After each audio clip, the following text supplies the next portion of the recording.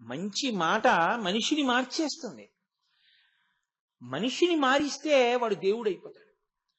మంచి మాట లేకుండా నువ్వు అన్నం పెట్టావు, శరీర బలంతో వాడు చెయ్యకూడని పని చేయడానికి వాడు సిద్ధపడచ్చు. అప్పుడు నువ్వు పెట్టిన అన్నం ఉపకారానికి పనికి రాకపోవచ్చు. కానీ చెప్పిన మంచి మాట మాత్రం తప్పకుండా మంచి కొరకే పనికొస్తుంది. వాడు దుర్మార్గుడై విడిచిపెట్టాడు, నీ దోషమేం లేదు అందులో. కానీ చెప్పగా చెప్పగా చెప్పగా చెప్పగా ఎప్పటికైనా పనికొస్తుంది. రామకృష్ణ పరమహంస ఒక మాట చెప్తుండేవారు. బోధ గురించి చెప్తూ ఆయన అన్నారు, ఒకానొకప్పుడు ఒక దొంగ ఒక రాజుగారి ఇంట్లో కన్నం వేయడానికి వెళ్ళాడు. ఆయన అనుకున్నాడు బాగా చీకటి పడిపోయింది కదా, రాజు రాణి పడుకుంటారనుకుని ఆ గదిలోకి వెళ్ళాడు. రాజుగారు రాణిగారు ఇంకా తెలివిగా ఉండి మాట్లాడుకుంటున్నారు.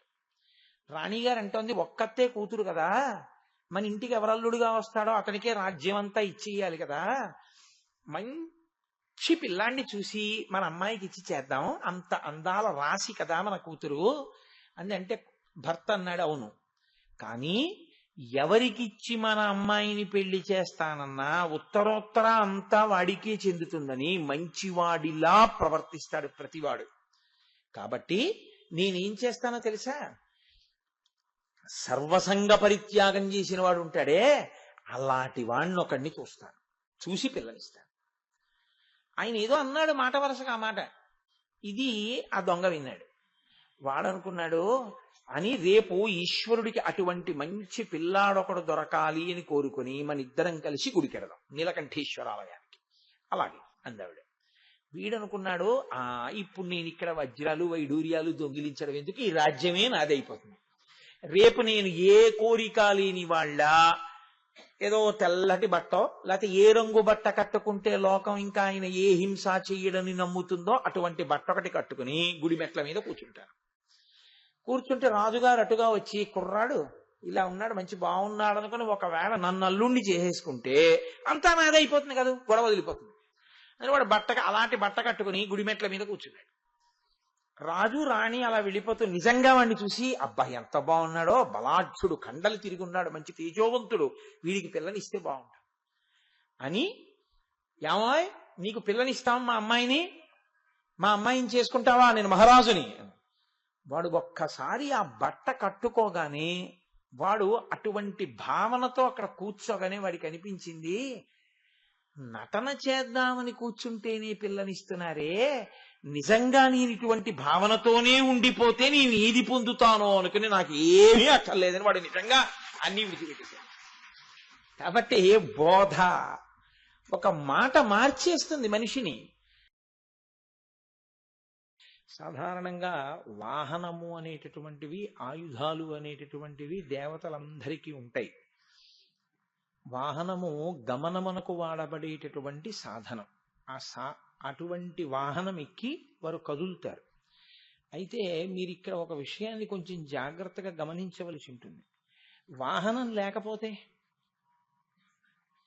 ఒకవేళ వాహనమును ఆయన ఏ కారణం చేతనైనా అధిరోహించకుండా వెళ్ళవలసి వస్తే ఆయన అటువంటి వేగంతో వెళ్ళలేనివాడా, ఎక్కడికైనా వెళ్ళవలసి వస్తే ఆయన అక్కడికి వెళ్ళలేనివాడా అన్న ప్రశ్న వేస్తే, అసలు ఆయన వెళ్ళడానికి అని వేరే చోటు ఉన్నవాడు కాడు కదండి. నిన్న మీకు కైలాసవాసి అన్న నామం గురించి చెప్తూ నేను చెప్పాను, ఆయన అంతటా వ్యాప్తమై ఉంటాడు అని. అప్పుడు ఆయనకి అసలు వెళ్ళవలసిన అవసరం ఏముంది? అంతటా ఉన్నవాడు ఎక్కడి నుంచి కావాలంటే అక్కడి నుంచే వ్యక్తమవుతాడు. అసలు ఆయనకి వాహనము యొక్క అవసరము లేనే లేదు. యథార్థంగా మాట్లాడితే పోని ఉంచుకున్నాడు, అలా ఉంటుంది వాహనం. అప్పుడప్పుడు దాని మీద ఎక్కి తిరుగుతాడు, మీకేమిటి అభ్యంతరం? విహారమునకు వెళతాడు. ఒక స్థూల రూపంతో పార్వతీ సహితుడై వృషభారూఢుడై ఆయన అసుర సంధ్య వేళలో ఆకాశ మార్గంలో తిరుగుతూ శ్రీశైల పర్వతం మీద దిగుతారు అని ఒక నానుడి. కాబట్టి ఇప్పుడు ఒక వాహనము విహారము కొరకు ఉన్నది, అభ్యంతరమే ఉంది అందులో? లేదు. వాహనం అనేటటువంటిది ఒక ఐశ్వర్యమునకు చిహ్నం. వాహనము ఒక యోగం కదండి లోకంలో. ఆయనకు ఒక వాహనం ఉంది, అదొక మర్యాద.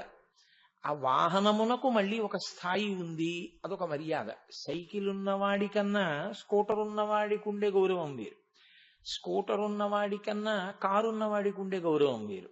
కారున్నవాడి కన్నా కారులో ఒక పెద్ద పడవంత కారున్నవాడికి ఉండే గౌరవం వేరు కదూ. శివుడు విష్ణువు ఇతర దేవతా స్వరూపములు ఎక్కి వెళ్ళేటటువంటి వాహనములు కూడా అటువంటి స్థాయి కలిగినవేనా? దానికి ఏమైనా ప్రత్యేకత ఉంటుందా అంటే, మనకి మహాభారతం అనుశాసనిక పర్వంలో ఒక విషయాన్ని ప్రస్తావన చేస్తారు. పార్వతీదేవి అడిగింది పరమేశ్వరుణ్ణి, ఇన్ని వాహనములు ఉన్నాయి కదా, నువ్వు దేన్నైనా అధిరోహించచ్చు, నువ్వు ఎందుకు వృషభ వాహనం ఎక్కుతుంటావు అని అడిగింది ఆవిడ. అంటే ఆవిడికి తెలియక అడగదు, లోకమునకు ప్రకాశింప చేయడం కోసమని ఆవిడ ప్రశ్న వేస్తూ ఉంటుంది. వేస్తే అక్కడ శంకరుడు ఒక మాట చెప్పాడు, నేను వృషభ వాహనమునే అధిరోహించి తిరుగుతాను. కారణం ఒకటి ఉంది. ఒకానొకప్పుడు నేను హిమవత్ పర్వతం మీద కూర్చుని తపోనిష్ఠాగరిష్ఠుడనై ఉండగా అక్కడికి కొన్ని గోవులు వచ్చి నా తపస్సుకి కించిత్ విఘ్నమును కలిగించినట్లుగా ప్రవర్తించాయి. ఒక దూడ పాలు తాగుతోంది, దాని నోటిలోకి చేరినటువంటి నురుగు గాలికి రీగి నా మీద పడింది. అప్పుడు అది ఎంగిలి కదా, నా మీద పడితే నాకు కించిత్ కోపం వచ్చి నేను అలా ఎర్రగా చూశాను. నా కంటి రంగు ఎరుపు రంగు వెళ్ళి ఆవు మీద పడ్డం వల్ల కొన్ని గోవులు ఎరుపు రంగు గోవులు అయ్యాయి. నిజంగా శంకరుడు గోవుల వంక అలా కోపంగా చూసి గోవుల్ని బాధ పెట్టేవాడైతే ఇంకా ధర్మం అన్న మాటకు అర్థం లేదు. కాదు, ఆయన ఎందుకు చేశాడా పని అంటే, గోవులలో కొన్ని గోవులకు మళ్ళీ విశిష్ట స్థానం ఇవ్వాలనుకున్నాడు. అందుకని ఆ ఎరుపు రంగు కలిగినటువంటి గోవు కపిల గోవు అయింది. అందుకే ఒంటి మీద కించిత్ ఎర్రటి మచ్చ ఉన్నా సరే ఆ గోవు చాలా శ్రేష్టమైనటువంటి గోవు. దాన్ని కపిల గోవు అంటారు. అది ఎరుపు అన్నప్పుడు పూర్తి ఎర్రగా కుంకుమ రంగులో ఉండడం అవకాశం ఉండదు. నలుపు ఎరుపు కలిస్తే ఎలా ఉంటుందో అటువంటి ఎరుపుని కపిలవర్ణము అంటారు. అటువంటి రంగు కలిగిన గోవులు లోకంలో తయారయ్యాయి. అప్పుడు బ్రహ్మగారు వచ్చి నన్ను వేడుకుని ఒక మాట అన్నాడు, ఈశ్వరా మీకు తెలియని విషయం కాదు, పాల విషయంలో ఎంగిలి అన్న మాట లేదు. దూడ తాగినా ఆ పాలు ఎంగిలి కావు. కాబట్టి మీరు ఎందుకు కోపగించారు అని అడిగాడు. నేను ఒక చిరునవ్వు నవ్వి ఊరుకున్నాను. ఆయన ఉద్దేశ్యం ఏమిటంటే, ఇదిగో ఈ గోవులలో ఆ ఎరుపు రంగు కలిగిన గోవులు ఇప్పుడు శ్రేష్టతమములయ్యాయి. అటువంటి ప్రాణిని మళ్ళీ గోవులలో ఉత్కృష్టతను ఏర్పాటు చేయడం కోసం నేను అలా చూశాను.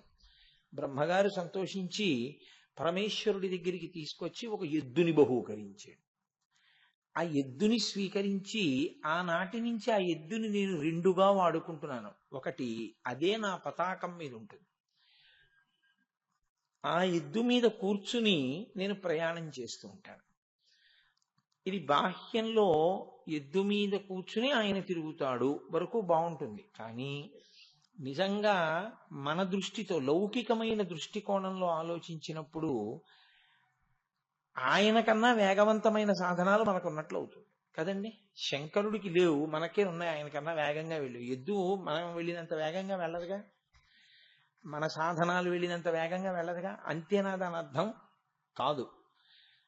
ఎద్దుని వృషాంకో అని కదా ముందు, ధ్వజమునందు గుర్తుగా కలిగినవాడు అన్న మాటకు అర్థం ఏమిటంటే, వృష శబ్దము వర్షించడానికి మంగళప్రదమైనటువంటి దృష్టికోణమునకు, తాదాత్మ్యత కలిగినటువంటి దృష్టికి, శత్రు సంహారము చేయగలిగిన దృష్టికి, మిత్రులను ఉద్ధరించగలిగిన దృష్టికి అది ఒక సంకేతముగా నిలబడుతుంది. అందుకే ఏ కోరిక అన్నది కాదు, మీరు ఏ కోరిక కోరండి, ఆయనకి తీర్చలేనిది అన్నది లోకంలో లేదు. ఆయన ఏ కోరిక అయినా తీర్చగలడు. ఎందుకని? ఆయన భగవాన్, ఆయన సాక్షాత్ భగవానుడు. కాబట్టి ఆయన సృష్టి చెయ్యగలడు, స్థితి చెయ్యగలడు, లయ చెయ్యగలడు. అటువంటి వాడు మీరు కోరుకున్నటువంటి ఒక కోరికని తీర్చలేని వాడని ఎందుకు అనుకుంటున్నారు? ఏ కోరికనైనా ఆయన తీర్చగలిగినటువంటి వాడై ఉంటాడు. ఇప్పుడు ఈ మాట ఆయన కితాబు కొరక, ఆయనంత గొప్పవాడని చెప్పుట కొరక కాదు. నువ్వు ఆశ్రయించడంలో నిబద్ధతను పొందు. నువ్వు అక్కడా ఇక్కడా తిరగడం కాదు. నువ్వు ఈశ్వరుణ్ణి గట్టిగా పట్టుకుంటే ఈశ్వరుడు వేరొకరి రూపంలో నీకు ఉపకారం చేస్తాడు. నువ్వు పట్టుకోవలసింది ఈశ్వరుణ్ణే. అది ఏ కోరిక అవని, అది తీరడము అన్నది ఎవరి వల్ల జరుగుతుంది? ఒక్క ఈశ్వరుడి వల్లే జరుగుతుంది. అది సాధ్యాసాధ్యములన్న మాట ఏమీ ఉండదు ఆయనకి. ఒకసారి కంచికామకోటి పీఠాధిపత్యం వహించినటువంటి పరమాచార్య స్వామి వారు నిరూపించి చూపించారు. ఆయనకి ఒక అంత్యవాసి ఒకరు ఉండేవారు. ఆయన ఇంకా అసలు ఆయనకి ఈశ్వరుడు కూడా లేడు. ఆయన ఇప్పుడు చంద్రశేఖర చంద్రశేఖర చంద్రశేఖర చంద్రశేఖర అంటుండేవారు. అంత భక్తి పరమాచార్య స్వామి వారంటే. ఆయన బాగా పెద్దవారు అయిపోయారు. పరమాచార్య స్వామి వారు కాదు, ఆయన అంతేవాసి. పెద్దవారై పరమాచార్య స్వామి వారు కూడా పెద్దవారు అయిపోయారు. అప్పటికి పెద్దవారైపోయి ఆయన సహస్ర చంద్ర దర్శనోత్సవం లాంటి ఉత్సవం ఒకటి చేసుకుంటున్నారు. వయస్సు ఒక స్థితిని దాటిన తరువాత చేసుకునే ఉత్సవాన్ని. అది చేసుకునేటప్పుడు ఏమైందంటే ఎలా చేసుకోవాలి, ఏ ఏ కార్యాలు చెయ్యాలి, ఇవన్నీ కాగితం మీద ఇలా ఇలా చేసుకోండి అని వ్రాసి ఇచ్చినది పరమాచార్య స్వామి. అలాగే చేయించుకుంటున్నారు ఆయన. చేయించుకుంటుండగా అకస్మాత్తుగా రెండవ రోజు మరి భార్య గారు కోమాలోకి వెళ్ళిపోయారు. ఆవిడ మధుమేహంతో బాధపడుతున్నటువంటి వ్యక్తి. నాకు జ్ఞాపకం ఉన్నంత వరకు నేను ఇప్పుడు చదివినటువంటి విషయాలు. ఆవిడ కోమాలోకి వెళ్ళిపోయారు. వెళ్ళిపోతే ఇప్పుడు తండ్రి గారి ఉత్సవం ఎలా పూర్తవుతుంది? కష్టం కదా. కాబట్టి కొడుకు చెన్నై నుంచి విమానంలో బయలుదేరి హైదరాబాద్ వచ్చాడు. హైదరాబాద్ పక్కన ఏదో ఒక చిన్న పల్లెటూరులో అప్పటికి ఆయన సంచారం చేస్తున్నారు పరమాచార్య స్వామి. అక్కడ ఉన్నారు. అతను ఒక కారులో తెల్లవారుజాము వేళటికి అక్కడికి చేరుకున్నాడు. పరమాచార్య స్వామి వారు విశ్రాంతిలో ఉన్నారు. ఉండమన్నారు శిష్యులు.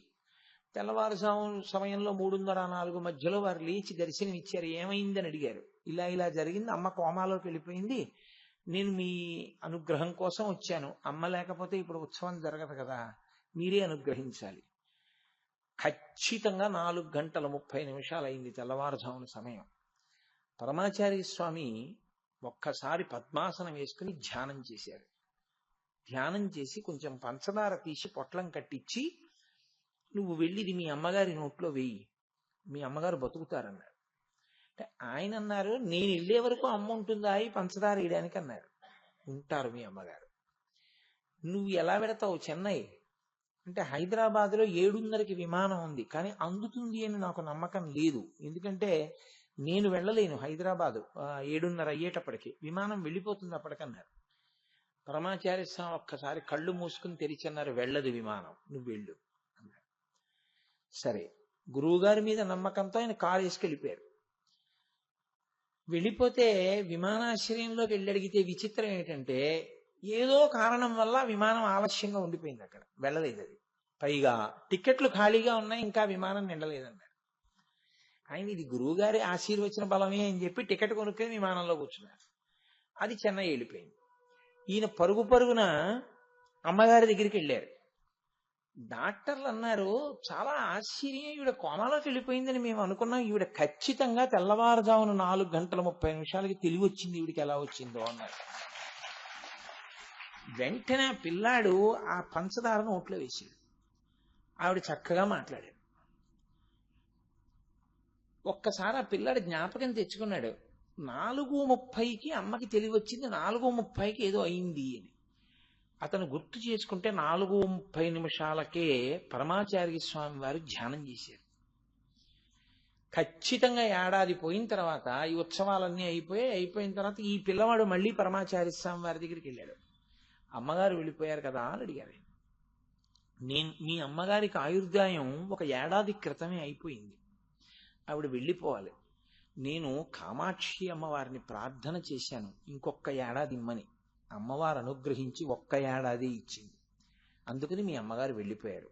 ఉత్సవాలు పూర్తయిపోయాయిగా, ఆవిడ ఉన్నత లోకాలకు వెళ్ళిపోయింది, బెంగ పెట్టుకోకండి అని చెప్పారు. అంటే ఇప్పుడు నాకు చెప్పండి, పరమేశ్వరుణ్ణి నమ్మినటువంటి వాడి ప్రార్థనకి పరమేశ్వరుడు ఏదైనా ఇవ్వగలడంలో మీకేమైనా అనుమానం ఉందా?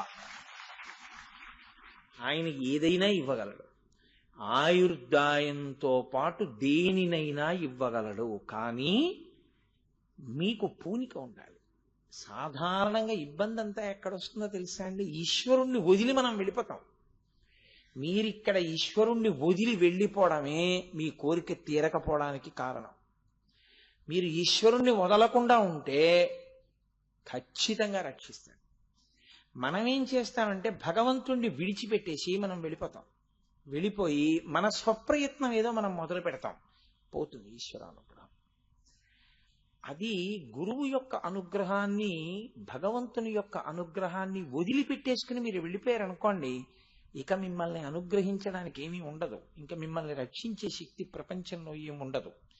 ఆ వదులుకోకుండా మీరు నిలబడిపోగలిగారనుకోండి, నేను వెళ్ళను, నేను ఉండిపోతాను, గురువుగారు ఉన్నారు, భగవానుడున్నాడు అని నమ్మగలిగితే ఈశ్వరుడు మీ వెంట ఉంటాడు. మీరు వదిలేశారు అంటే ఏమిటి దాని అర్థం? మీకు నమ్మకం లేదు అని అర్థం. మీరేదో సాధించగలరని మీరు అనుకున్నారు అని అర్థం. అదే కొంప ముంచేస్తుంది. కాబట్టి విశ్వాసము మీకు ఉండాలి. ఇది ఈశ్వరుడి గొప్పతనము అని మీరు అన్నారనుకోండి, మీకెప్పుడు పనికి వస్తుంది? మీకెప్పుడు పనికి వస్తుందంటే మీరు ఆ విశ్వాసంతో నిలబడితే పనికి వస్తుంది. మీరు ఆ విశ్వాసమును వదిలిపెట్టి నిలబడితే పనికిరాదు. ఇంతమంది డాక్టర్లు ఉన్నారు, ఇంతమంది డాక్టర్లు చూస్తున్నారు, ఇది జయంతి పరమాచార్య స్వామి వారు చేస్తారా అని ఆ పిల్లాడు అనుకుని ఉంటే వాళ్ళ అమ్మగారు ఏడాది ఉండరు. ఆ పిల్లవాడు ఏం నమ్మాడంటే చేస్తే పరమాచార్య స్వామి చెయ్యాలని డాక్టర్లను వదిలేసి గురువుగారి దగ్గరికి వెళ్ళిపోయాడు. గురువుగారిని వదిలేసి డాక్టర్ గారి దగ్గరికి వెళ్ళి ఉంటే స్థితి తిరగబడిపోయిందా లేదా? మీ నిష్టయే మీకు రక్ష. మీకు ఆ నిష్ట జారిపోతే మీకు ఈశ్వర కృప ఉండదు. మీరు గొడుగు కింద ఉంటే గొడుగు మీ మీద వాన పడకుండా కాపాడుతుంది. మీరు గొడుగు నుంచి తప్పుకుంటే, గొడుగుని ఇలా పట్టుకుని మీరు నించుంటే గొడుగు మీకు వాన పడకుండా ఎలా కాపాడుతుంది? నివాస వృక్ష సాధూనాం ఆపన్నానాం పరాగతి ఆర్తానాం సంశ్రయశ్చైవ యశిశ్చైక భాజనం అంటాడు మహానుభావుడు. కిష్కింధకాండలో రామచంద్రమూర్తిని గురించి వర్ణన చేస్తూ తార అంటుంది, చెట్టు కిందకి చేరిన వాడెవడో వాడికే చెట్టు నీడ.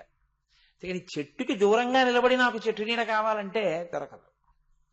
చెట్టు కిందకి నువ్వు చేరి నిలబడ్డం ఒక్కటే నీకు చేతనైతే, నువ్వు చదువుకున్నావా, నీకు ఇన్కమ్ ట్యాక్స్ క్లియరెన్స్ ఉందా, లేకపోతే నువ్వు ఉద్యోగం చేస్తున్నావా, నీకు రేషన్ కార్డు ఉందా, ఇవేవి చెట్టు అడగదు, నీడనిచ్చేస్తుంది. నువ్వు చెట్టు నీడని విడిచిపెట్టకూడదు, చెట్టు మూలాన్ని నువ్వు విడిచిపెట్టకూడదు. విడిచిపెట్టావో నువ్వు ఎండలకే పెడతావు. కాబట్టి ఈశ్వరుడు సమస్తమైన కోర్కెలను తీర్చగలడు, పాక్షికం. ఈశ్వరుడు సమస్తమైన కోర్కెలను తీర్చగలడన్న విశ్వాసముని యందు నిలుపుకోవడం పూర్ణత్వం. అప్పుడు పూర్తవుతుంది. ఇప్పుడు మీరు ఒకటి గమనించండి, నాకు ఆకలిగా ఉంది, మా అమ్మగారు అన్నీ ఉండి అక్కడ పెట్టారు, తీరుతుందా? నేను తినాలి దాన్ని. నేను తినకుండా ఎలా తీరుతుంది? ఇంట్లో మంచినీళ్లు ఉన్నాయి, నాకు దాహం ఉంది, ఎప్పుడు తీరుతుంది? నేను నీళ్లు తాగితే తీరుతుంది. ఈశ్వరుడు ఉన్నాడు కరుణించడానికి, మీరున్నారు ఆర్తితో, మీ ఆర్తి ఎప్పుడు తీరుతుంది? మీరు ఈశ్వరుణ్ణి నమ్మి నిలబడగలిగితే. ఆ నమ్మకం అన్న మాటకి అగ్ని పరీక్ష ఏమిటో తెలుసా అండి? అన్నీ వదిలి ఈశ్వరుణ్ణి పట్టుకోగలగాలి.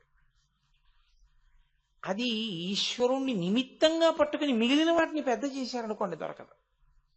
ఉత్తర చూడండి, పరీక్షిత్ కడుపులో ఉండగా గర్భం మీదకి ఆగ్నేయాస్త్రం పడింది. మామగారులు 5 అక్కడ ఉన్నారు, వాళ్ళని అడగలేదు, ధర్మరాజుని, భీముణ్ణి, అర్జునుణ్ణి, నకులు, సహదేవుణ్ణి.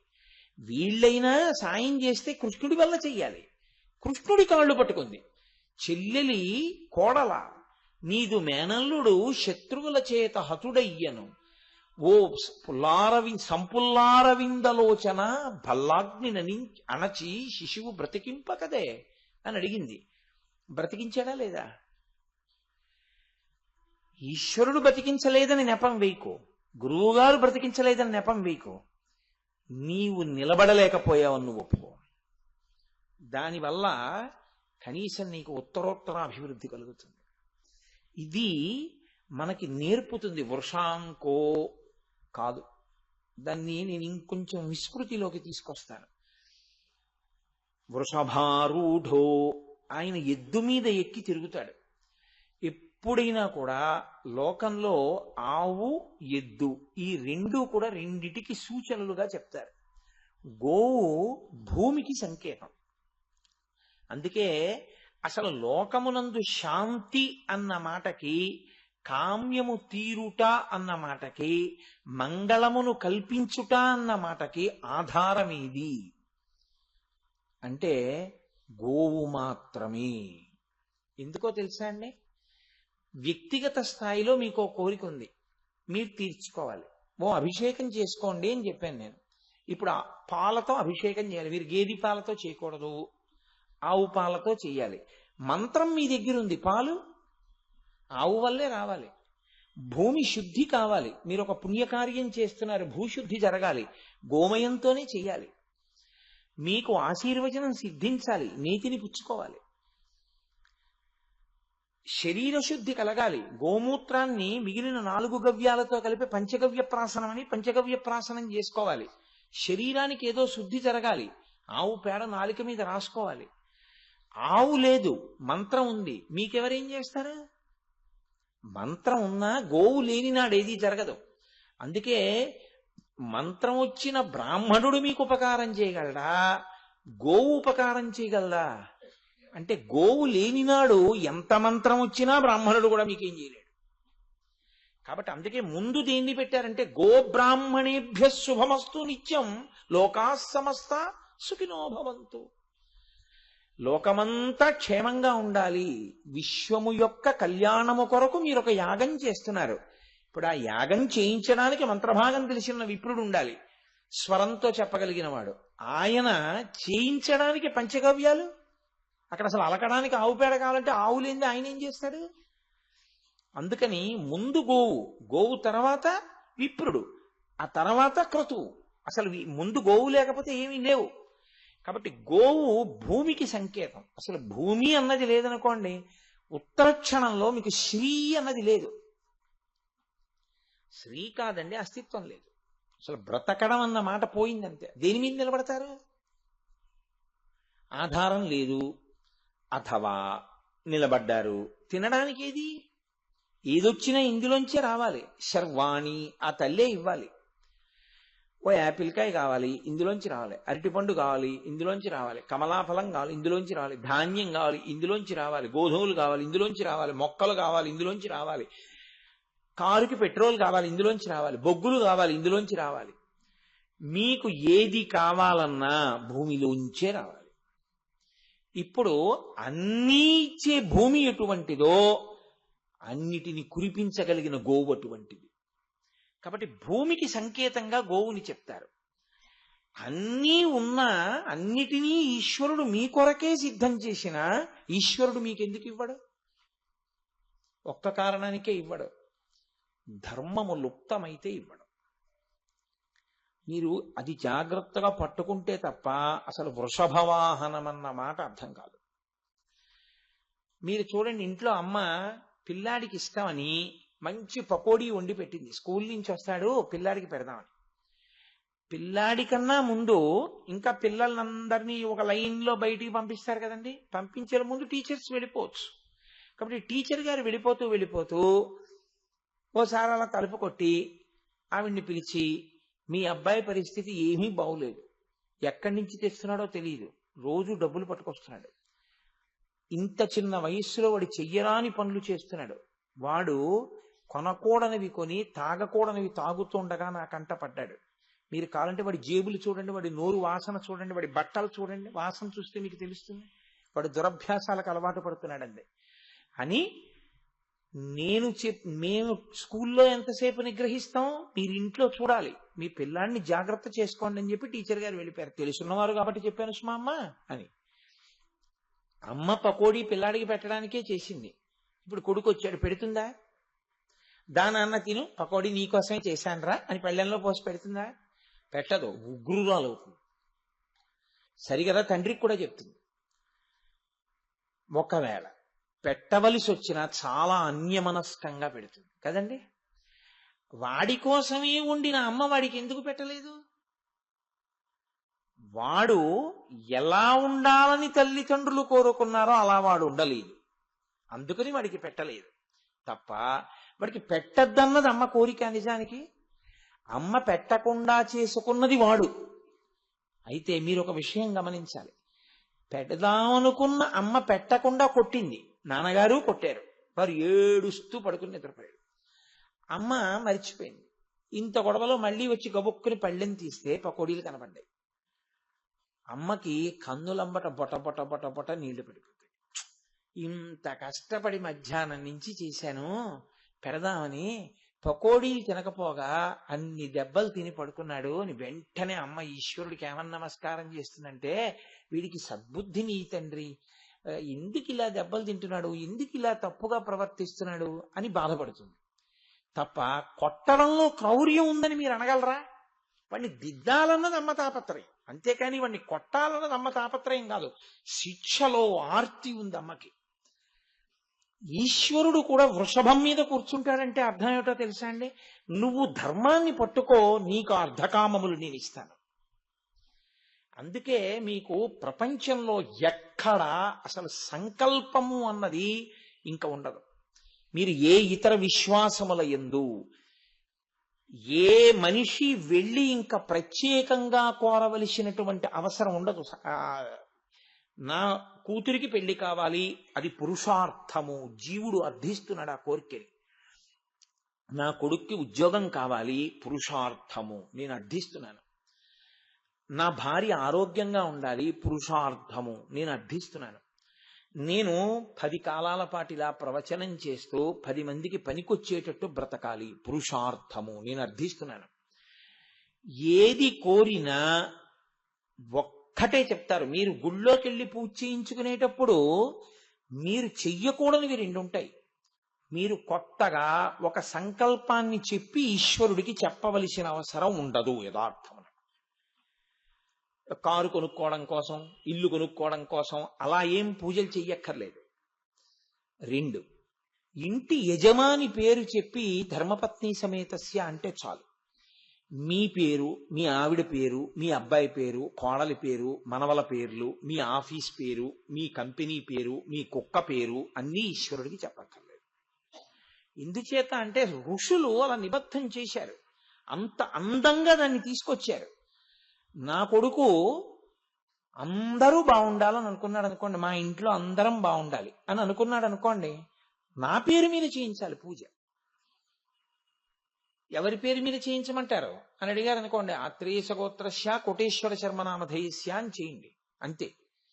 నా పేరు చెప్పండి, మా చెల్లెలి పేరు చెప్పండి అని అడగక్కర్లేదు. ఎందుకో తెలుసా అండి? కోటేశ్వర శర్మనామధేయస్య ధర్మపత్ని సమేతస్య సకుటుంబస్య సపరివారస్య, నా కుటుంబం అంతా అందులోకి వచ్చేసింది. సపరివారస్య, అసలు నా పరివారం కూడా అందులోకి వచ్చేసారు, మళ్ళీ ఎందుకు పేరు చెప్తావు? అంటే ఋషుల కన్నా నీకు తెలుసనా? లేకపోతే నీవు కోరుకున్నది ఈశ్వరుడు తెలుసుకోలేడనా? నీ వాళ్ళు ఆయనకి తెలియదనా? దేనికి చెప్తున్నావు నువ్వు? అసలు అలా చెప్పక్కర్లేదు. అర్చకులు కూడా అడగక్కర్లేదు. అలా చెప్పినా అక్కర్లేదమ్మా అని చెప్పాలి వాళ్ళు. కాబట్టి ధర్మపత్ని సమేతస్య, ఇప్పుడు మీరు ఏ కోరికతో వచ్చారు అని మిమ్మల్ని అడగక్కర్లేదు ఎవరు.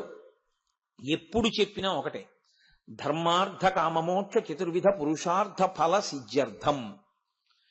ఇంకా ఏమైనా పోని ఇంకా కోరిక ఉండిపోతే మనోవాంఛాఫల సిద్ధ్యర్థం అంతే. అసలు అది కూడా అనవసరం అంటాను. ఇంకా ఒక్కటంటే బాగుంటుంది, ఈశ్వర పాదార విందేన అచంచల భక్తి సిద్ధ్యర్థం. అది మంచి మాట. ధర్మ అర్థ కామ మోక్ష చతుర్విధ పురుషార్థ ఫల సిద్ధ్యర్థం. మొట్టమొదట తీసుకొచ్చి ఏం పెట్టారు? ధర్మం. చివరేం పెట్టారు? మోక్షం. చివర చెప్పిన దాన్ని పొందడానికి మొదటిది నువ్వు పట్టుకోవడం నీకు వచ్చా. అది పట్టుకోవడం రానంతసేపు అసలు చివరి దాని పేరు నువ్వు ఎత్తకు. చివరి దాన్ని పొందాలని నువ్వు ఎందుకు అనుకుంటావు? అసలు దాని మాట నీకెందుకు? నీకు ఆకలి తీరాలి, నువ్వు అన్నం తిను. ఎంతసేపు తింటావు? కడుపు నిండే వరకు తిను. కడుపు నిండింది ఊరుకో. అంతేగాని ఎంత తింటే కడుపు నిండుతుంది, ఇది ఒకటి తింటే నిండుతుందా, అది తింటే నిండుతుందా, అది వృధా తర్కం. నువ్వు తినడం మొదలుపెట్టు, కడుపు నిండిపోతుంది. చివరిది వచ్చేస్తుంది ఎప్పుడు? మొదటి దాంతో మధ్య 2 ముడి. ప్రాధాన్యత క్రమాన్ని చెప్పింది. చివరిది పొందవలసింది కాబట్టి పక్కన పెట్టేసేయండి. ఇంకా మిగిలినవి 3. 3 మూడిటిలో రెండే మీ మనసులో ఎప్పుడు ద్యోతకమవుతుంటాయి, అర్థము కామము. ఈ రెండే కదండి. ఈ అర్ధకామములు ఎప్పుడు ఎలా పొందాలో, ఎలా ఖర్చు పెట్టాలో, మనకి ముడి దేంతో పడాలో చెప్తుంది. ఇది పరిశీలనము. దీనికి ఎవ్వరి సాక్షి ఉండదు, మీకు మీరే సాక్షి. ఎందుకో తెలుసా అండి? అనుశాసనిక పర్వం చెప్తూ పార్వతీదేవి ధర్మముల గురించి నాకు చెప్పు అని అడిగింది పరమశివుణ్ణి. ఆయన ఆ ధర్మం గురించి చెప్తూనే ధర్మం పట్టు ఎక్కడొదిలేస్తే ఉత్తర జన్మల్లో ఎలా బాధిస్తుందో చెప్తాడు. అది ఏమవుతుందంటే మనం వదిలేసినప్పుడు బాగుంటుంది, అది అనుభవంలోకి వచ్చినప్పుడు భయంకరంగా ఉంటుంది. కాబట్టి అలా చెయ్యవద్దు. ధర్మాన్ని నువ్వు పట్టుకో, అర్థాన్ని ధర్మంతో ముడి, కామాన్ని ధర్మంతో ముడి. నువ్వు పొందేటప్పుడు, పొందడము అంటే ఏదో అర్థము ఎప్పుడూ భద్రత కొరకును భావనతో చేస్తూ ఉంటారు. ఏది చెయ్యాలన్నా ఓ 4 రూపాయలు ఉండాలి కదండి. ఒక విషయాన్ని మీరు బాగా జ్ఞాపకం పెట్టుకోవాలి, మీ ఆర్జన యొక్క విధానమేమి దాన్ని ఈశ్వరుడు దృష్టిలోకి తీసుకుంటాడు. ఎందుకంటే మీరు అందుకే గోదానం చేసేటప్పుడు ఏం చెప్తారో తెలుసా అండి? మీ దగ్గర ఇంకో రకం డబ్బున్న దాంతో గోవుని కొని దానం చేయదని చెప్తారు. అంతకన్నా దురన్యాయం ఇంకోట్లేదు. నీ కష్టార్జితంతో గోవుని కొనాలి. లేకపోతే శిష్యులు ఇవ్వచ్చు, కొడుకు కొనివ్వచ్చు. అంతేకాని అన్యాయమార్జితమన్న మాట అసలు శాస్త్రంలో లేదు. అలా చేయకూడదు. అలా చేశావు అప్పుడు నీ ఎందు ఏమవుతుందో తెలిసింటే అర్థమనర్థం భావయ నిత్యం. ఈశ్వరుడు ఏం చేశాడంటే దాన్ని ఎలా కదపాలో కూడా చూస్తాడు. ఇప్పుడు దాని మించి అది కష్టరూపంలో బయటికి వెడితే బాధపడిపోతావు. కాబట్టి అర్థం సంపాదించడంలో ధర్మం ఉండాలి, వ్యయమునందు ధర్మం ఉండాలి. ఉంది కదా అని అపాత్రదానం చేయకూడదు, దేనికి పడితే దానికి ఖర్చు పెట్టకూడదు. పాత్రత ఎరిగి దానం చేయాలి. అందుకే దానం చేసేటప్పుడు దగ్గర పెట్టుకోవలసింది కొడుకుని, సంప్రదించవలసింది గురువుని. ఎందుకో తెలుసా అండి? ధర్మము తనతో ఆగిపోకూడదు. ధర్మము అనుసృతంగా నడవాలి, వెడుతూ ఉండాలి. ధర్మము ఎంత ప్రవహిస్తుందో ఇల్లు అంత వృద్ధిలో ఉంటుంది. నేను మీకు ఒక్కటే చెప్తాను, బాగా జ్ఞాపకం పెట్టుకోండి విషయం. మీ ఇంటి శాంతియే మీరు కోరుకున్నది. అంతే. మీరు 10 కోట్లు ఉన్నాయి, పక్షవాతంతో ఉన్నాడు, ఏమిటి నాకు చెప్పండి ఆనందం? కాదు. చక్కగా భార్య వండింది కడుపు నిండా తింటాడు, కడుపులో జరిగే వరకు ఈశ్వరుడి సేవ చేస్తాడు. ఎవరి గురించి ఆలోచించినా వాళ్ళు వృద్ధిలోకి రావాలని కోరుకుంటాడు. ఎవ్వరి మీద కక్ష పట్టుకోడు. వాడి మీద కక్ష పట్టాడా, వాడిని వదిలేసుకున్నాడా, వాడి కర్మ. ఆవిడేం చేస్తాడు? వాడిని ఉద్ధరించేవాడి లోకంలో ఉండడం. తాను మాత్రం ఆర్జన యందు ధర్మం, ఖర్చు యందు ధర్మం. ఇది కొడుక్కి ఎలా తెలుస్తుంది రేపు పొద్దున్న? అందుకే ధర్మకార్యం చేసేటప్పుడు కొడుకు పక్కన ఉండాలి. ధర్మం చేసేటప్పుడు ధర్మం చెయ్యండి, ధర్మం చెయ్యండి అంటుంటారు మన వాళ్ళు. చూడండి, బాబు ధర్మం చేయండి బాబు అంటుంటారు యాచకులు. బాబు ధర్మం చేయండి బాబు అన్న మాటకు అర్థం ఏమిటో తెలుసా అండి? వాళ్ళు అడుగుతున్నది నిజానికి మిమ్మల్ని ధర్మం చేయమని వాడెందుకు చెప్పడం? వాడేమన్నా మీకు ఆచార్యుడా? ధర్మం చేయండి బాబు అంటే వాడి ఉద్దేశ్యం ఏంటంటే, ఏమో గతంలో ఒకడికి పెట్టక ఇలా అయిపోయాను, దాచుకుని పాడైపోయాను, మీరు ఉన్నది ఇప్పుడు ఇచ్చుకోండి. ఎప్పుడూ ఇచ్చే చెయ్యి అవుతుంది కాదు. ఇచ్చేటప్పుడు ఇవ్వడం కోసమని పనికిమాలిన మార్గాల్లో తేకండి, కట్టి కుడుపుతుంది. కాబట్టి ధార్మికంగా తెచ్చి ధార్మికంగా ఇవ్వండి, మీరు వృద్ధిలోకి వస్తారు అని మీకు బోధ చేయడానికి ధర్మం చేయండి బాబు అంటారు. మన వాళ్ళు ఏది చేసినా అంత గంభీరంగా పెడతారు విషయాన్ని. కాబట్టి కేవలం ఇచ్చేయడం గొప్ప కాదు, నువ్వు ఎలా తెచ్చావన్నది కూడా లక్ష్యంలోకి వస్తుంది. అందుకే పరమాచార్య స్వామి వారు ధార్మిక నిష్ఠ అంటే అద్భుతమైన నిష్ఠ అయింది. ఒకానొకప్పుడు ఆయన ఎప్పుడూ ఒక్కళ్ళ దగ్గర అధిక మొత్తాలు తీసుకునేవారు కాదు, బాగా తెలిస్తే తప్ప కుటుంబం. ఆయన ఏదో ఒక సత్కార్యం చెయ్యాలి అని సంకల్పం చేశారు. పరమాచార్య సంకల్పం చేస్తే దానికి ఎదురా అది కామాక్షి సంకల్పం. ఒక వ్యక్తి వచ్చి ఓ 3 లక్షలు 4 లక్షలు అక్కడ పెట్టాడు. స్వామి మీరు ఇది చెయ్యాలనుకుంటున్నారట, మీరు ఈ ద్రవ్యం స్వీకరించండి.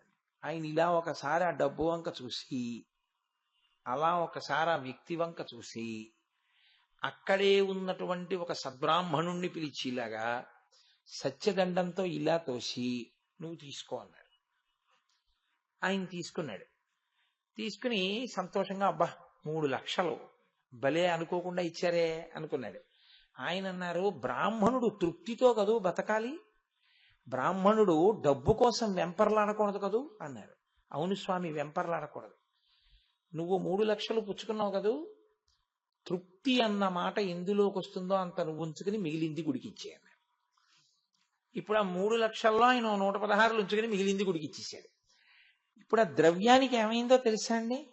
ఒక సద్బ్రాహ్మణుడు దానం పుచ్చుకున్నాడు కాబట్టి ఆ ద్రవ్యము శుద్ధి అయిపోయింది. ఇప్పుడు అది బ్రాహ్మణ ధనమైంది. ఒక మంచి వ్యక్తి యొక్క ధనమైంది. మంచి వ్యక్తి అని గుర్తేమిటి? దాని మీద వ్యామోహం లేకుండా ఉండాలి. కాబట్టి తృప్తి అన్న మాటకి ఎంత అర్హమో అంత పుచ్చుకుని మిగిలింది అన్నారు. ఆయన 116 నుంచి మిగిలింది ఇచ్చారు. ఇప్పుడు ద్రవ్య శుద్ధి కుదిరింది. ఆయన అనుకున్న పని జరుగుతుంది. ఆయన ఆర్జన దిద్దేవారు ఒకడు. అది అందుకని ఒక మంచి పని చేసేటప్పుడు గురువు గారిని సంప్రదించి చెయ్యండి అంటారు. చేసేటప్పుడు కొడుకుని దగ్గర పెట్టుకోండి అంటారు. ఎందుకో తెలుసా అండి? వాడికి ఎప్పుడూ ఏమీ తెలియదు అనుకోండి మీరు చేసేది.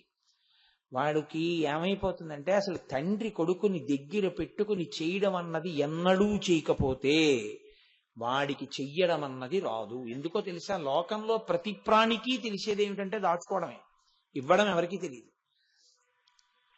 ధర్మము చెయ్యడము అంటే తండ్రి కొడుక్కి చెప్తాడు, కష్టపడి ఇదిగో ఇది సంపాదించాను. నిన్న నేను ఈ లోపలికి వస్తుంటే నాగబాబు గారు నన్ను అక్కడ ఆపి, చూడండి ఈవిడ 1000 రూపాయలు ఇస్తారట గుడికి, గురువు గారు వచ్చాక తీసుకుంటానని నేను తీసుకోలేదన్నారు. ఏమి ఎందుకు తీసుకోలేదన్నాను. ఆవిడ పెద్దవారు, కొడుకులు ఎక్కడో ఉన్నారట. ఆవిడ ఎప్పటి నుంచో దాచుకున్నటువంటి 10 రూపాయలు 20 రూపాయలు చుట్టి వృద్ధాప్యంలో ఆసరా కోసమని ఆవిడ ఎంతో కష్టపడి దాచుకున్నటువంటి డబ్బు ఎప్పటి నుంచి దాచుకుంటోందో ఆ తల్లి, ఒక 1000 రూపాయలు ఆవిడ దాచుకోగలిగింది జీవితంలో. ఆవిడ ఆ 1000 రూపాయలు నన్ను కాపాడవో శివుడు నన్ను కాపాడతాడు అని నిర్ణయానికి వచ్చి ఆ 1000 రూపాయలు శివాలయానికి ఇచ్చేశారు. నేనన్నా, అమ్మ మీకు ఎవరైనా ఉన్నారా మిమ్మల్ని చూడ్డానికి అన్నాను. అంటే ఎక్కడో కొడుకులు ఉన్నారండి అన్నారు. అంటే ఆయన అన్నారు, మరి మీకు కాలో చెయ్యో వంగితే అవసరం ఉండదా ఈ 1000 రూపాయలు? ఆవిడ అన్నారు, శివుడు ఉన్నాడు నువ్వు ఉన్నావు. నేను తెల్లబోయి అబ్బా ఏమి ధృతి అనుకుని మీ ద్వారా పుచ్చుకుందామని ఆగానండి అన్నాడు. నేను తీసుకుని నేనన్నాను, అమ్మా ఈశ్వర దృష్టిలో నేను మీకు ఈ సమయమునందు కొడుకునగుదునుగాక, మీ కొడుకుగా ఈ ద్రవ్యాన్ని ఇస్తున్నాను, నా తల్లి అభ్యున్నతి కొరకు మిమ్మల్ని అమ్మగా భావన చేసి ఇస్తున్నానమ్మా అని ఇచ్చి వచ్చేసాను.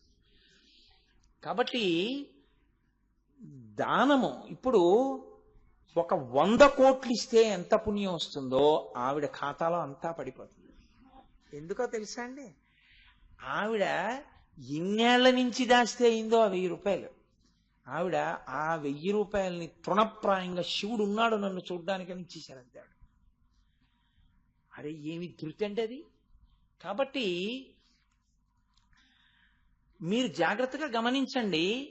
అర్థం కామం, కోరిక మనసు చెప్పకుండా ఉండదు, ఎప్పుడూ దిక్కుమాలిన కోరిక చెప్తూనే ఉంటుంది. దానికి ఏముందంటే నదర, దీనికి నదరగా కనపడ్డవన్నీ నావైతే బాగుంటుంది. నువ్వు తిరస్కరించగలగాలి, నోర్మొయ్. నువ్వు అలా అడగడం ఏంటి? ఎటువంటి శరీరంలో ఉన్నావు? మనుష్య శరీరంలో ఉండి అదే నువ్వు కోరవలసిందే. ఇంకొకసారి ఎప్పుడైనా ఇటువంటి ప్రస్తావన తెచ్చావో అనుశాసన పర్వం ఇంకో 11 మాటలు చదివిస్తాను అని మీరు చెప్పారనుకోండి, అది ఊరుకుంటుంది. మీరు అంగీకరించారనుకోండి, అది మీతో ఎంత తప్పైనా చేయించేస్తుంది. అందుకే అర్థమనర్థం భావయ నిత్యం, కామమును అర్థమును పరిశీలనం చేస్తూ ఉండాలి, ఎప్పుడూ పరిశీలనం చేస్తూ ఉండాలి.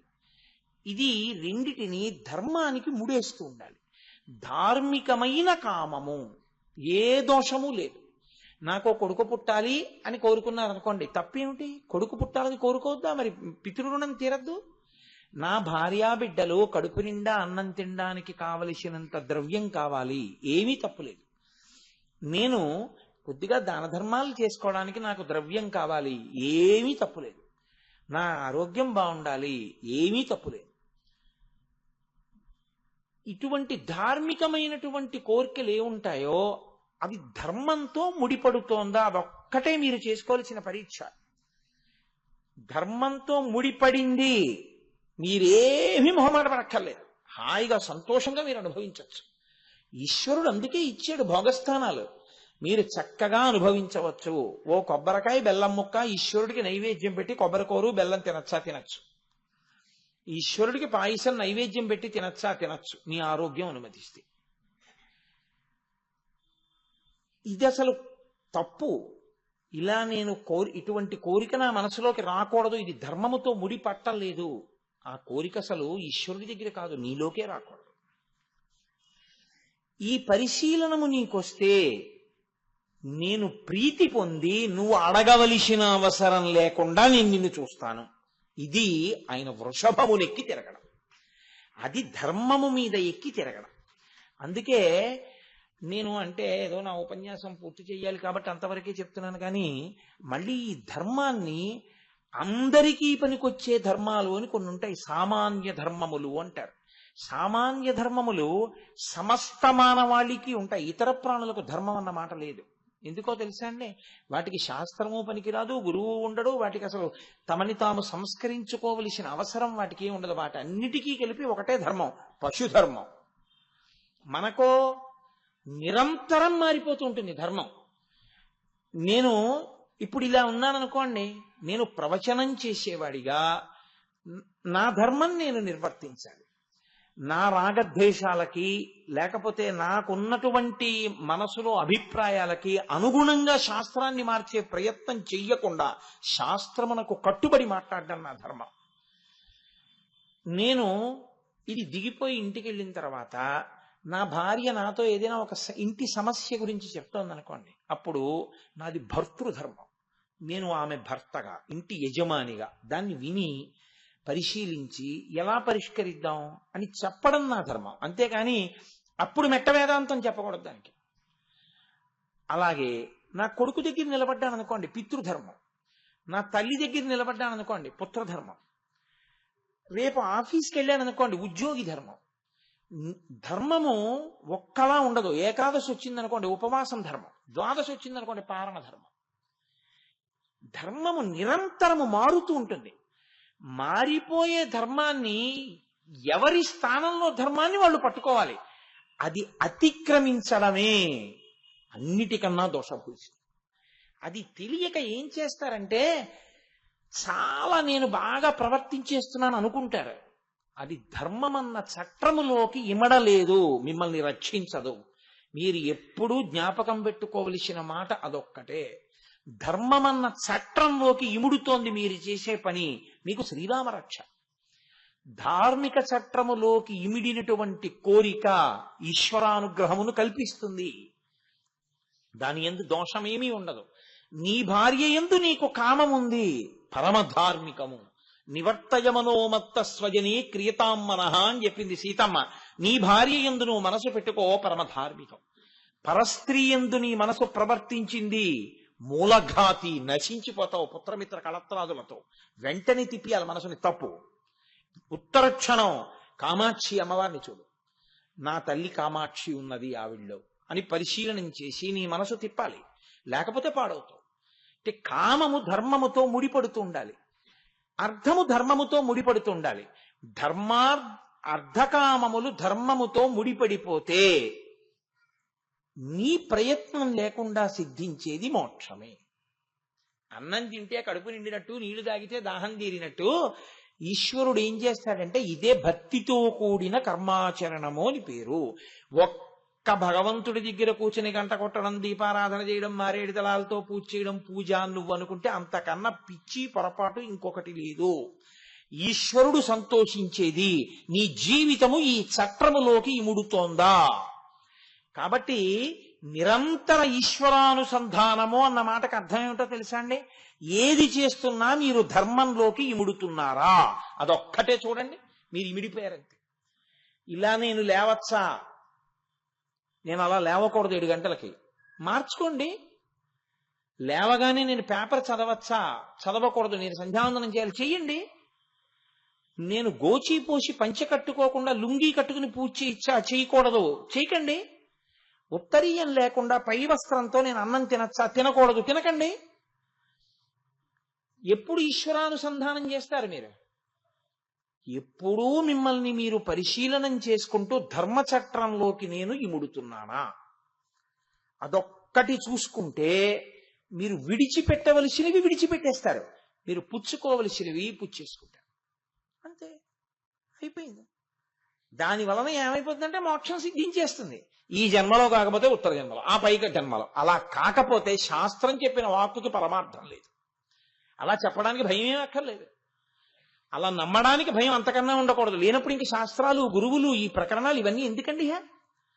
కాబట్టి ధర్మము అనేటటువంటి చట్రంలోకి ఇమడడం నువ్వు నేర్చుకో. అందుకే మన వాళ్ళు ఎప్పుడు ఏం చెప్తారంటే ధర్మ చక్రము అంటారు. అది తిరగాలి. అంటే ఒకనాడు పట్టుకుని ఒకనాడు వదిలేవి కాదది. నీ ఊపిరి ఉన్నంత కాలము ధర్మం కూడా ఉంటుంది.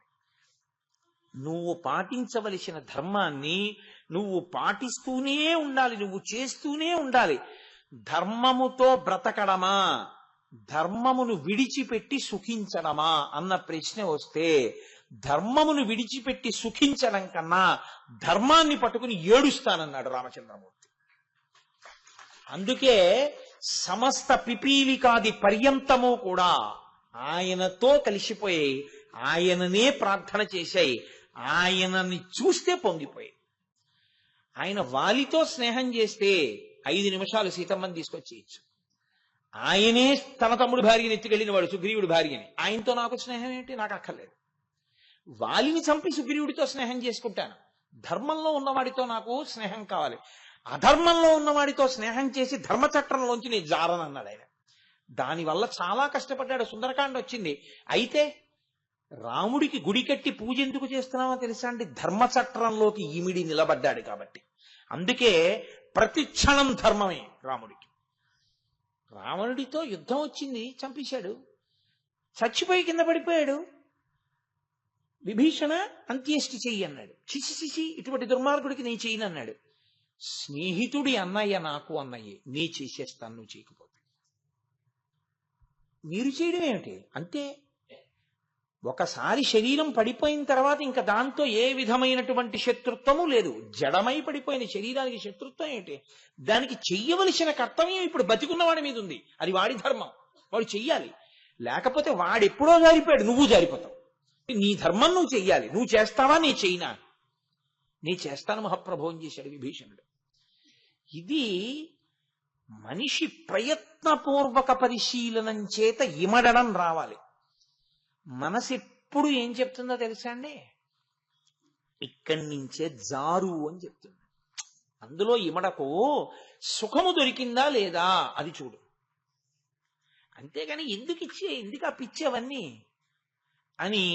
మీరు చూడండి, లోకంలో ఒక మాట ఉంటుంది, if you want to hang a dog call it in another name అని ఇంగ్లీష్లో ఒక ప్రొవెర్బ్. కుక్క చాలా మంచి విశ్వసనీయమైన జంతువు, అత్యంత ప్రేమతో ఉంటుంది. యజమాని కోసం ప్రాణం వదిలిపెట్టడానికే సిద్ధపడుతుంది. కానీ కుక్క ద్వారం దాటి లోపలికి రాకూడదు, వస్తే ఈశ్వరుడు ఆ రోజు ఆహారం తీసుకోడు. కాబట్టి కుక్కని ప్రేమతో చూడవచ్చు. కానీ ఆ కుక్కను చంపేద్దాం అనుకున్నాడు. ఇన్నాళ్ళు సేవిస్తున్న కుక్కను చంపేస్తానంటే బాగుండదు కదా. అందుకని ఏమన్నాడంటే, నేను పులిని చంపేస్తున్నానని చంపేశాడు. అది పులండి, అయ్యి బాబోయ్ అంటూ చంపేశాడు.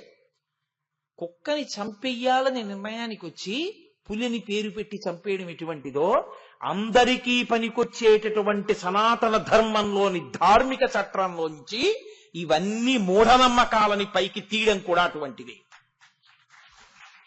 ధార్మిక చట్రంలోకి నువ్వు ఇమిడితే నీ అభ్యున్నతి. సుఖాల కోసం ధార్మిక చట్రంలోంచి తప్పించే ప్రయత్నం చేయడం వ్యక్తి అభ్యున్నతిని నాశనం చేయడమే. కాబట్టి ధర్మచట్రంలో ఇమడమనే చెప్పాలి ఎవరు చెప్పినా. అందుకే ఎప్పుడు బోధ దేని మీదకి వెడుతుందో తెలుసా అండి? ధర్మం ధర్మం ధర్మం, దాని మీదే కూర్చుంటుంది. అందుకే సనాతన ధర్మంలో అన్నిటికన్నా సర్వోత్కృష్టమైన సేవ ఏది అని అడిగారు. అన్నదానం చేయడం, ఉచిత కంటి శస్త్రచికిత్సలు చేయడం మంచివే, నేను కాదంటలేదు. కానీ పతాక స్థాయిలో మంచి ఏమిటో తెలుసా అండి? మంచి మాట చెప్పడమే. మంచి మాట మనిషిని మార్చేస్తుంది. మనిషిని మారిస్తే వాడు దేవుడైపోతాడు. మంచి మాట లేకుండా నువ్వు అన్నం పెట్టావు, శరీర బలంతో వాడు చెయ్యకూడని పని చేయడానికి వాడు సిద్ధపడచ్చు. అప్పుడు నువ్వు పెట్టిన అన్నం ఉపకారానికి పనికి రాకపోవచ్చు. కానీ చెప్పిన మంచి మాట మాత్రం తప్పకుండా మంచి కొరకే పనికొస్తుంది. వాడు దుర్మార్గుడే విడిచిపెట్టాడు, నీ దోషం ఏం లేదు అందులో. కానీ చెప్పగా చెప్పగా చెప్పగా చెప్పగా ఎప్పటికైనా పనికొస్తుంది. రామకృష్ణ పరమహంస ఒక మాట చెప్తుండేవారు. బోధ గురించి చెప్తూ ఆయన అన్నారు, ఒకానొకప్పుడు ఒక దొంగ ఒక రాజుగారి ఇంట్లో కన్నం వేయడానికి వెళ్ళాడు. ఆయన అనుకున్నాడు బాగా చీకటి పడిపోయింది కదా, రాజు రాణి పడుకుంటారనుకుని ఆ గదిలోకి వెళ్ళాడు. రాజుగారు రాణిగారు ఇంకా తెలివిగా ఉండి మాట్లాడుకుంటున్నారు. రాణిగారు అంటోంది, ఒక్కతే కూతురు కదా, మన ఇంటికి ఎవరల్లుడుగా వస్తాడో అతనికే రాజ్యం అంతా ఇచ్చేయాలి కదా, మంచి పిల్లాన్ని చూసి మన అమ్మాయికి ఇచ్చి చేద్దాం, అంత అందాల రాశి కదా మన కూతురు అని అంటే భర్త అన్నాడు, అవును, కానీ ఎవరికిచ్చి మన అమ్మాయిని పెళ్లి చేస్తానన్నా ఉత్తరోత్తర అంతా వాడికే చెందుతుందని మంచివాడిలా ప్రవర్తిస్తాడు ప్రతివాడు. కాబట్టి నేనేం చేస్తానో తెలుసా? సర్వసంగ పరిత్యాగం చేసిన వాడు ఉంటాడే, అలాంటి వాడిని ఒకడిని చూస్తాను, చూసి పిల్లనిస్తాను. ఆయన ఏదో అన్నాడు మాట వరుసగా ఆ మాట. ఇది ఆ దొంగ విన్నాడు. వాడనుకున్నాడు అని రేపు ఈశ్వరుడికి అటువంటి మంచి పిల్లాడొకడు దొరకాలి అని కోరుకొని మన ఇద్దరం కలిసి గుడికెడదాం నీలకంఠేశ్వరాలయానికి. అలాగే అందావిడ. వీడనుకున్నాడు, ఇప్పుడు నేను ఇక్కడ వజ్రాలు వైడూర్యాలు దొంగిలించడం ఎందుకు, ఈ రాజ్యమే నాదైపోతుంది. రేపు నేను ఏ కోరిక లేని వాళ్ళ ఏదో తెల్లటి బట్టో లేకపోతే ఏ రంగు బట్ట కట్టుకుంటే లోకం ఇంకా ఆయన ఏ హింస చెయ్యడని నమ్ముతుందో అటువంటి బట్ట ఒకటి కట్టుకుని గుడి మెట్ల మీద కూర్చుంటాను. కూర్చుంటే రాజుగారు అటుగా వచ్చి, కుర్రాడు ఇలా ఉన్నాడు, మంచి బాగున్నాడు అనుకుని ఒకవేళ నన్ను అల్లుణ్ణి చేసేసుకుంటే అంతా నాదైపోతుంది కదా, గొడవ వదిలిపోతుంది అని వాడు అలాంటి బట్ట కట్టుకుని గుడి మెట్ల మీద కూర్చున్నాడు. రాజు రాణి అలా వెళ్ళిపోతూ నిజంగా వాడిని చూసి, అబ్బాయి ఎంత బాగున్నాడో, బలాఢ్యుడు, కండలు తిరిగి ఉన్నాడు, మంచి తేజోవంతుడు, వీడికి పిల్లనిస్తే బాగుంటాడు అని, ఏమాయ్ నీకు పిల్లనిస్తాం, మా అమ్మాయిని చేసుకుంటావా, నేను మహారాజుని. వాడు ఒక్కసారి ఆ బట్ట కట్టుకోగానే, వాడు అటువంటి భావనతో అక్కడ కూర్చోగానే వాడికి అనిపించింది, నటన చేద్దామని కూర్చుంటేనే పిల్లనిస్తున్నారే, నిజంగా నేను ఇటువంటి భావనతోనే ఉండిపోతే నేను ఏది పొందుతానో అనుకుని నాకు ఏమీ అక్కర్లేదని వాడు నిజంగా అన్ని విడిచిపెట్టేశాడు. కాబట్టి బోధ ఒక మాట మార్చేస్తుంది మనిషిని. ఒక్క మాట ఎంతంత దూరం తీసుకెడుతుందో. అందుకని ధర్మాన్ని బోధ చేస్తూనే ఉంటారు. దీని కొరకే మహాత్ములైనటువంటి వారు అలా కష్టపడి దేశ సంచారం చేస్తూనే ఉంటారు. వాళ్ళ కర్మ ఎందుకు జరగడం అంటే వాళ్ళ కొరకు కాదు, ధర్మాన్ని నిలబెట్టుట కొరకు. కాబట్టి వృషభధ్వజ అన్న నామంలో మీరు అర్థం చేసుకోవలసింది, పట్టుకోవలసిన ధర్మచట్రంలోకి మీరు ఇమిడితే ఈశ్వరుడు మిమ్మల్ని ఎప్పుడూ రక్షిస్తూ ఉంటాడు. ధర్మ అన్న దాని అర్థం ఏమిటో తెలుసా అండి? మీరు దీపం దేనికి పెట్టారు? పురుగుల్ని చంపేద్దామనే. కార్తీక దీపం అని త్రయంబక స్వరూపంగా దాన్ని అక్కడ పెట్టారు. దీపపు పురుగు అందులో పడిపోయినది, దాని లక్షణం. మీరేం చేస్తారు? దాంతో మీకేమీ సంబంధం ఉండదు.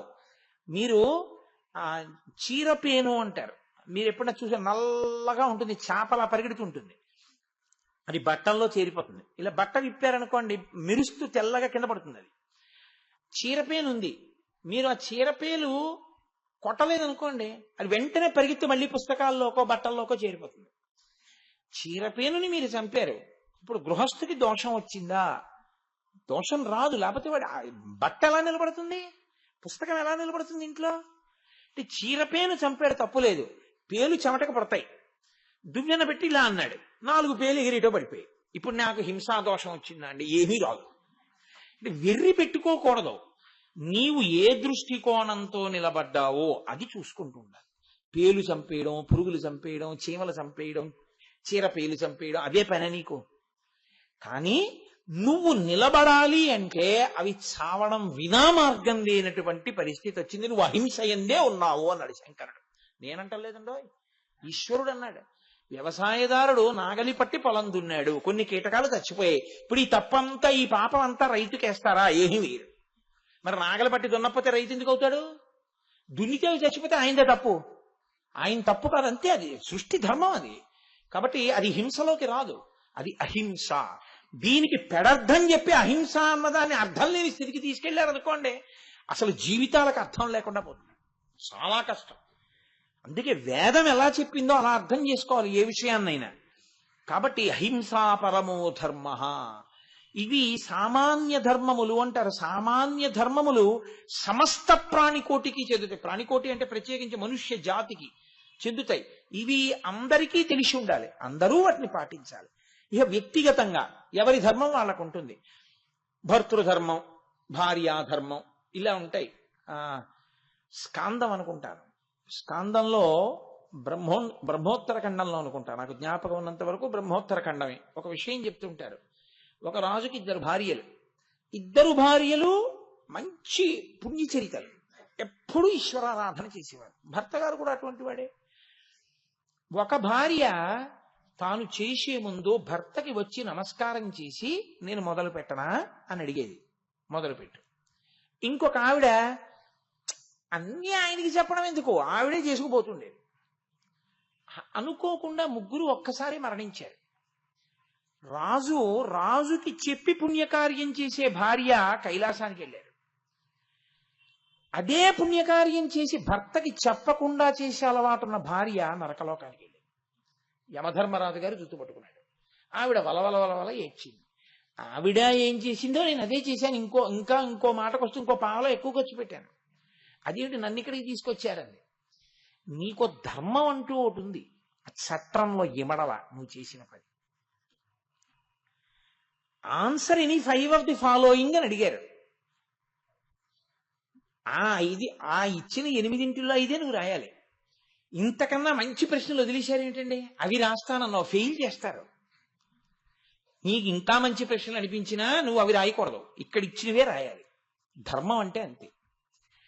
మీ భర్తకి నమస్కరించి ఆయన అనుమతితో చెయ్యి పూర్ణం అవుతుందని చెప్పాడు. అంతే, అలాగే చెయ్యాలి. నువ్వేం చేసావు? అలా ఎప్పుడు చేయలేదు, నువ్వే చేసావు. నువ్వే చేసింది ధర్మం అన్న చట్టంలోకి ఇప్పుడు రాలేదు. నువ్వు అడగలేదు, చెప్పలేదు, నమస్కరించలేదు. ఈ అతి స్వతంత్రత ధర్మచట్రంలోకి ఇమడలేదు కాబట్టి నువ్వు చేసినవి 0. 1 into 2 into 3 into 4 into 5 into 6 into 7 into 8 into అంటున్నాను అనుకోండి, అబ్బాయి ఎన్ని రూపాయలు ఇస్తాడో అనుకుంటారు. చివర 0 అన్నాను అనుకోండి, ఎంత వస్తే మాత్రం ఇంటూ 0 = 0. అలా ఎన్ని చేసినా ధర్మచట్రంలోకి ఇమడకపోతే 0. కాబట్టి ధర్మచట్రంలోకి ఇముడుతోందా అది మీరు చూసుకుంటూ ఉండాలి.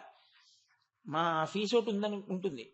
మా ఆఫీసులో ఓ కాగితం వస్తే, ఏదో నేను చూసే కాగితం అయితే నా పై అధికారి ఏం చేస్తాడు, నా పేరు రాసి ఈ పేపర్ ఆన్సర్ చేయండి అని నాకు పంపిస్తారు.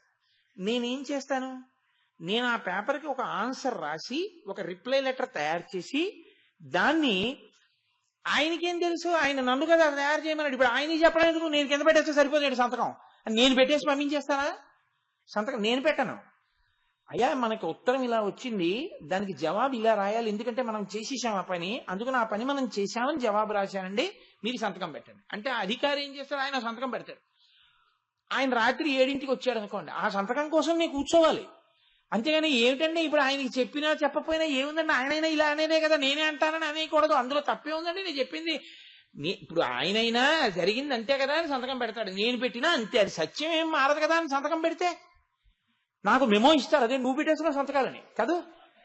ధర్మము అతిక్రమణము, సత్యమైన నీకు సంతకం పెట్టే అధికారం లేదు.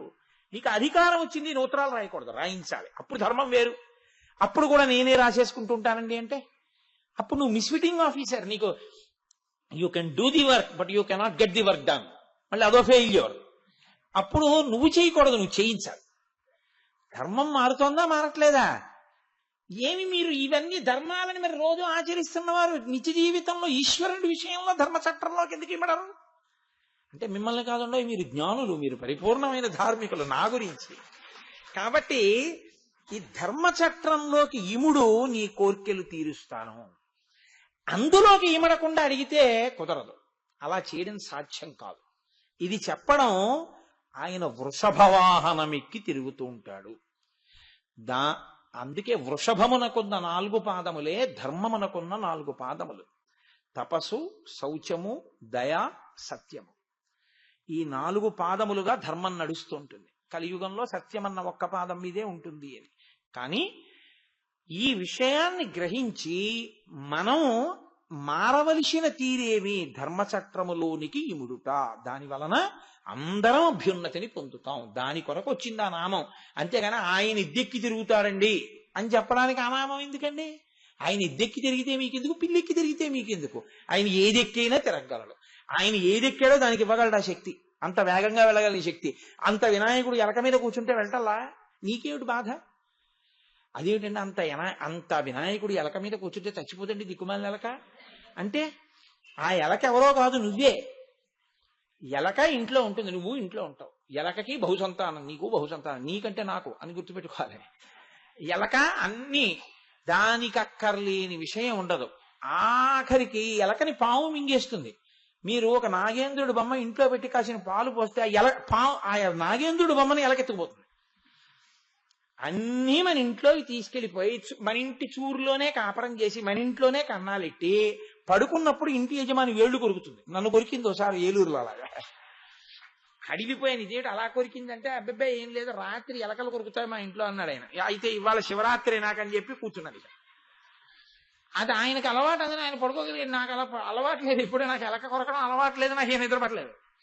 కాబట్టి ఎలక కొరకడం తిన్న ఇంటి ఏ ఇంట తిందో ఆ ఇంటి యజమాని కాళ్లే కొరుకుతుంది. అది ఎవడు మనకు అన్నం పెట్టాడో, ఎవడు మన ఆదరించాడో వాణ్ణి మోసం చేస్తాను నేను కదండి.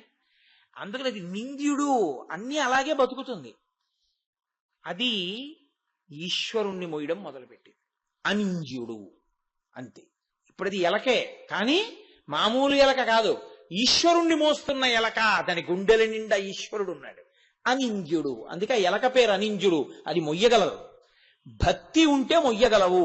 కాబట్టి ఈశ్వరుడు ఎద్దెక్కాడు అనకండి. ఈశ్వరుడు ఎద్దేమిటి, ఏదెక్కినా వెళ్ళిపోతుంది. చీమ ఎక్కితే ఆ చీమకి వెళ్ళగలిగిన శక్తి ఆయన ఇస్తాడు. శక్తి ఆయనది. వృషభవాహనుడు. మీరు ధర్మచక్రంలో ఇమడాలని మీరు గ్రహిస్తే కోరికలు వర్షించడానికి నేనున్నానని ఆయన వృషధ్వజుడై ఉన్నాడు. ఇది చెప్పడానికి వృషాంకో వృషభారూఢో భస్మోద్ధూళిత విగ్రహ. ఆయన ఒంటి నిండా విభూతి అలదకొని ఉంటాడు. ఏమా విభూతి? అసలు ఆ విభూతి, అసలు శివసహస్రనామ స్తోత్రంలో ఆశ్చర్యం ఏంటో తెలుసా అండి? ఆయన పేరు మహాభస్మ, శివుడి పేరు. అయితే మనకు వచ్చిన ప్రారంధ కర్మ అంతా ఎక్కడొచ్చిందంటే, విభూతి పెట్టుకున్నారనుకోండి, వెంటనే ఏమంటారంటే వాడు శివభక్తుడు అంటారు. ఒక్క శివభక్తులే విభూతి పెట్టుకుంటారు అని ఎక్కడా లేదు. విభూతి ధారణము వైదికము, వేదప్రోక్తము. నువ్వు విష్ణు భక్తుడవు, విభూతి పెట్టుకుంటావు. నీవు అమ్మవారి భక్తుడవు, శాక్తేయుడవు, విభూతి పెట్టుకుంటావు. నువ్వు సౌరమునందున్న వాడవు, సూర్య భగవాను ఆరాధిస్తావు, పెట్టుకుంటావు. నువ్వు విష్ణు భక్తుడవు, విభూతి పెట్టుకుంటావు. చాలా మంది ఏమనుకుంటారంటే శంకరాచార్యుల వారు పరమశివ భక్తుడు అనుకుంటారు. అసలు యథార్థంగా చూస్తే శంకరాచార్య స్వామి పరమ విష్ణు భక్తుడు. ఎందుకో తెలుసా అండి? ఆయన ఆరాధ్య దైవం కృష్ణ భగవానుడు. అందుకే పూర్ణానదిని ఆయన వాళ్ళ అమ్మగారి కోసం అని చెప్పి పర్ణశాలకు దగ్గరగా తీసుకొస్తే ఆ మధ్యలో ఉన్న కృష్ణుడు గుడి కూడా కొట్టుకెళ్ళిపోతుంది. కృష్ణుడు అన్నాడు, మీ కులదైవాన్ని కదా నా గుడి వెళ్ళిపోతోంది అలాగన్నాడు. ఆయన తన యొక్క శక్తి చేత ఆ గుడిని తీసుకొచ్చి నది ఒడ్డున పైన పెట్టాడు. ఇప్పటికీ ఉందండి. మహానుభావుడు గుడి శంకరాచార్య స్వామి వారి పూర్ణావతి అమ్మగారు శంకరాచార్యుల వారిని ప్రసవించినటువంటి గదిని కూడా తన శక్తితో తెలుసుకున్నారు. ఆ మహానుభావుడు ఆ శివానంద సదాశివేంద్ర భారతి వారు శృంగగిరి పీఠాధిపత్యం వహించినటువంటి మహానుభావుడు. కాబట్టి అటువంటి శృంగేరిలో కృష్ణ భగవానుణ్ణి అర్చించిన కుటుంబం ఆ కుటుంబం. ఆయన జీవితంలో మొట్టమొదట చేసిన స్తోత్రం కనకధారా స్తోత్రం, లక్ష్మీదేవిని ఉద్దేశించి చేశారు. ఆయనని సరస్వతీదేవి అడిగితే చేసిన వ్యాఖ్యానం విష్ణు సహస్రనామ స్తోత్రానికి వ్యాఖ్యానం చేశారు. ఆయన లోకానికంతటికీ చేసిన ప్రబోధం ఈ నామం చెప్పండి అని చెప్పింది భజ గోవిందం భజ గోవిందం గోవిందం భజ మూఢమతే. గోవిందా గోవిందా గోవిందా అనవయ్యా అని చెప్పారు ఆయన. వెంకటాచలం వచ్చి యంత్రం వేసింది శంకర భగవత్పాదులు. శంకర భగవత్పాదులకి భేదాలు తెలియవు. శంకరులు పూర్ణ శంకరులు, ఆయనకి ఉన్నది ఒక్కడే ఈశ్వరుడు. ఆయన అందుకే ప్రశ్నోత్తర మాలికలో ఈశ్వరుడెవరు అని అడిగితే శంకరనారాయణుడు అని చెప్పారు ఆయన. అటువంటి శంకర భగవత్పాదులు విభూతి ధారణ చేస్తే దాని అర్థం ఆయన శివభక్తుడు అని కాదు, అది వైదికము అని దాని అర్థం, వేదప్రోక్తము. అందుకే విభూతిని ఎడం చేతిలో వేసుకుని నీళ్లు వేసి కలుపుతారు. స్నానానంతరం అయితే, స్నానానికి ముందైతే తడిపిన భస్మ పెట్టుకోకూడదు, పొడి భస్మ పెట్టుకోవాలి. పెట్టి కుడి చేత్తో మూసి ఒక మాట చెప్తారు, అగ్నిరితి భస్మ వాయురితి భస్మ స్థలమితి భస్మ వ్యోమేతి భస్మ సర్వగుంభవా ఇది కుంభస్మ మనోవాంగ్మన ఇత్యేతాని చక్షుగంశకరణాని భస్మాని అని వేదమంత్రంతో దాన్ని నీటితో తడిపి అప్పుడు ఈ 2 వేళ్లతో ముందు తీసి ఈ వేలుతో బొటన వేలుతో రాసి ఇప్పుడు ఈ 3 వేళ్లు తీసి ఈ 2 వేళ్లే ఈ పాలభాగమునకు తగలాలి. ఇలా తీసుకొచ్చి ఇక్కడ ఆపి బొటన వేలిని 2 వేళ్ల మధ్యలో పెట్టి 2 పైకెత్తి ప్రతికూలంగా అప్పుడు బొటన వేలి ఇలా వెళ్ళాలి. అలా కాని పెట్టుకుంటే 9 దేవతలు లలాటం మీదకి ఆవాహన అవుతారు. అది వైదికముగా విభూతి అందుకు పెట్టుకుంటారు. అనుశాసనిక పర్వంలో పరమశివుడు పార్వతీదేవితో చెప్తూ నేను విభూతిని ఎందుకు సృష్టించానో తెలుసా?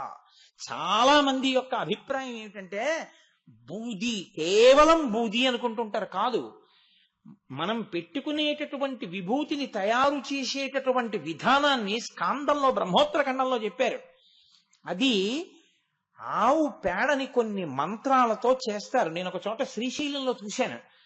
ఆవు పేడని అలా కాల్చి అటువంటి మంత్రములతో ఆ విభూతి తయారు చేస్తారు. ఎంత తేలిగ్గా ఉంటుందో, ఎంత గట్టిగా ఉంటుందో అది. ఆ విభూతిని సజల భస్మ అంటారు, నీటితో కలిపి పెట్టుకుంటారు. ఆ పెట్టుకునేటప్పుడు ఇంకొక శ్లోకం, ఎన్నో శ్లోకాలు చెప్తారు. త్రయంబకం యజామహే సుగంధిం పుష్టివర్ధనం ఉర్వార్కమివ బంధనం మృత్యోర్ముక్షీయమామృతాత్ అంటూ తల మీద పెట్టుకుంటారు. ఎందుకంటే చిట్ట చివర విడినప్పుడు ఆ బ్రహ్మరంధ్రంలోంచి పైకి వెళ్లే శక్తి రావాలి. తల మీద అడ్డంగా విభూతి రేఖ పెట్టుకుంటారు. అలా 15 స్థానముల యందు విభూతిని ధారణ చేస్తారు. ఒక్కొక్క చోట ధారణ చేస్తున్నప్పుడు ఒక్కొక్క రకమైన ఫలితము ఆవాహన అవుతుంది. 9 దేవతలు లలాటం మీదకి వస్తారు. అందులో పరమశివానుగ్రహంతో సహా ఉంటాయి. శ్రీకరంచ పవిత్రంచ రోగదోష నివారకం లోకవస్యకరం పుణ్యం భస్మత్రైలోక్యపావనం. కనీసంలో కనీసం ఆ మంత్రం చెప్తారు. ఈ భస్మ రోగమును శోకమును నివారిస్తుంది. ఇదే పరమశివుడు, ఇది నాకు సర్వదా కృప చేస్తుంది, లోకమంతటి చేత గౌరవింపబడదగినటువంటి ప్రవర్తన నా యందు కల్పిస్తుంది అని మంత్రం చెప్పి 3 రేఖలుగా ఆ భస్మని ధరిస్తారు. భస్మ మహదైశ్వర్యం. అందుకే చాలా మంది ఏమనుకుంటారంటే భస్మ అంటే అది ఇంకా దానికన్నా పనికిరానిది లోకంలో ఇంకోటి ఉండదు, బూడిద పూసుకునేవాడు అనుకుంటారు. కాదు, భస్మ అని దానికి ఎందుకు పేరు వచ్చిందో తెలుసా అండి? అమరకోశం అండి. అదే భగవంతుని యొక్క పరమైశ్వర్యము, అష్టసిద్ధులతో సహా ఈశ్వరస్య భావనతో సహా సమస్తము విభూతియే. విభూతిం భూతకరీ పవిత్రజననీ పాపౌఘ విధ్వంసనీ సర్వోపద్రవనాశినీ శుభకరీ సర్వార్థ సంపత్కరీ భూత ప్రేత పిశాచ రాక్షస గణారిష్టాది సంహారిణీ తేజోరాజ విశేషమోక్షణకరీ విభూతి సదాధార్యతాం అంటూ ఆ విభూతిని అంత నమస్కారం చేసి ఆ విభూతి ధారణ చేస్తారు విభూతి పెట్టుకునేటప్పుడు. ఆ విభూతి అంత శక్తివంతం. అది దాని పేరు భస్మ. భస్మ అని ఎందుకంటారో తెలుసా అండి? స్కాందంలో వ్యాస భగవానుడు చెప్పాడు దాన్ని ఎందుకు భస్మ అంటారు. భ అంటే కాలుస్తుంది, స్మ అంటే గుర్తు చేస్తుంది. రెండు లక్షణములు దాని ఎందున్నాయి కాబట్టి దాన్ని భస్మ అంటారు. ఎందుకు భస్మ పెట్టుకుంటారంటే దేన్ని కాలుస్తుంది? పాపమును కాలుస్తుంది. పాపం అనగా ఏమి? మీకు ఈశ్వరుడికి మధ్యలో ప్రతిబంధకంగా వచ్చి మీరు ఈశ్వరుణ్ణి చేరకుండా అడ్డుపడిపోయేటటువంటిదేదో దానికి భస్మ అని పేరు. అటువంటి పాపాన్ని కాల్చేసి ఇప్పుడు మిమ్మల్ని ఈశ్వరుడి దగ్గరికి తీసుకెడుతుంది. దీని వలన స్మ అస్తమానం భగవంతుడు స్మరణలోకి రావడం, ఈశ్వరుణ్ణి స్మరణలోకి ఎలా తెచ్చుకోవాలి అన్న కోరిక మీ యందు జనిస్తాయి భస్మధారణ చేత. ఇది ఎక్కడి వరకు వెళ్ళిపోతుందంటే అంత్యమునందు కూడా ఈశ్వరనామ స్మరణ చేయగలిగిన శక్తి వస్తుంది. అందుకే అది పరమైశ్వర్యం. ఇంకింతకు మించిన ఐశ్వర్యం ఏముంటుందంటే అది ఇచ్చింది ఇంకోటి ఏమి ఇవ్వదనుకుంటున్నారు? పరమశివుడు పెట్టుకునేటటువంటి భస్మ ఏమిటో తెలుసా అండి? ఆయన భస్మోద్ధూళిత సర్వాంగం, ఒళ్ళంతా భస్మ రాసుకుంటాడు. ఎందుకు రాసుకుంటాడో తెలుసా? ఈ ప్రపంచమంతా లయం అయిపోతుంది. ఈ ప్రపంచమంతా లయం అయిపోయిన తర్వాత మనం చూడండి, ఏదో ఓ బెండ తోట వేస్తాం. బెండ తోటలో కాయలన్నీ తెచ్చుకుని ప్రతిరోజు చక్కగా కూర వండేసుకుంటాం. ఇంకా బెండ కాపు అయిపోతుంది, ఇంకా బెండ కాయలు, ఇంకా చెట్లన్నీ కూడాను ఒడిలిపోవడం మొదలెట్టేస్తాయి. అప్పుడు బెండకాయ ఒక దాన్ని బాగా ముదరనిచ్చి కోసి ఎండబెట్టేస్తాం. ఇప్పుడు ఆ బెండకాయ బాగా ఎండిపోయింది. మీరు ఆ కాయని పట్టుకుని ఇలా అంటే గలగల గలగల గలగలలాడతాయి, విత్తనాలు ఊడిపోయేవి. ఇప్పుడు అది వండుకోవడానికి, కూరకి, పండుకి, దేనికి పనికిరాదు. ఆఖరిని ఏం చేస్తారంటే అక్కడ ఒక కాగితమో డబ్బాయో పెట్టి దాన్ని ఒలిచేసి ఆ విత్తనాలన్నీ ఏం చేస్తారంటే ఓ డబ్బాలో పోసి అట్టే పెట్టుకుంటారు. మళ్ళీ వానాకాలం వచ్చే ముందు ఏం చేస్తారంటే భూమిని కొద్దిగా ఇది చేసి ఈ విత్తనాలు పట్టుకెళ్ళి వేశారు. ఏ ఎండిపోయిన కాయలో గలగలలాడిన విత్తనాలు మీరు ఇన్నాళ్ళు డబ్బాలో దాచారో మళ్ళీ అవి భూమితో సంపర్కము చెంది నీరు తగలగానే మళ్ళీ బెండ చెట్లై మళ్ళీ బెండకాయలు ఇస్తాయి. అవునా కాదా? అలాగే ఈ సృష్టినంతటినీ లయం చేసి తనలో తీసుకునేటప్పుడు మళ్ళీ సృష్టి చేయడానికి కావలసిన సమస్త శక్తిని విభూతి కణముల యందు దాచి తన యందు పెట్టుకుంటాడు శంకరుడు. అది ఆయన పెట్టుకునే భస్మ. అందుకనే మహాత్ముల ఒంటికి భస్మ తగిలినది కింద పడినా, ఆ భస్మ కణం దొరికినా, ఆయన పెట్టుకున్న భస్మ మీకు తగిలినా మీకు విపరీతమైన శక్తిని ఇస్తుంది. అదే కారణం. ఎందుకంటే ఆయన తపశ్శక్తి, ఆయన ఉపాసన శక్తి ఆ భస్మలో కెడుతుంది. నేను మీకు పరమ యథార్థం చెప్తున్నాను, మీరు నమ్మండి. కొంతమంది మహాత్ములు ఎంతకీ అనారోగ్యం తగ్గలేదు అంటే ఒక్కసారి ఇలా లలాటమునకో చేతికో పెట్టుకున్నటువంటి ఆ భస్మని ఇలా తీసి ఓ అరిటాకు తెప్పించి ఇలా అంటారు. అంటే ఓ 2 కణాలు అందులో పడతాయి. వేలు నీటిలో ముంచి ఆ విభూతి మీద ముంచి ఆ రోగి నోట్లో ఇలా రాయండి అంటారు. అలా అంటే అంతటి ఉపాసన బలం ఉండాలి. ఎవరు పడితే వాళ్ళు చేయడం అని కాదు నా ఉద్దేశ్యం. శృంగగిరి పీఠంలో చంద్రశేఖర భారతి మహాపురుషుడు, ఆయన వేద విద్యార్థులకి అనారోగ్యం వస్తే భస్మ ఇచ్చి తగ్గించేవారు. ఈశ్వరాభిషేకం చేసిన భస్మ అంత శక్తివంతమై ఉంటుంది.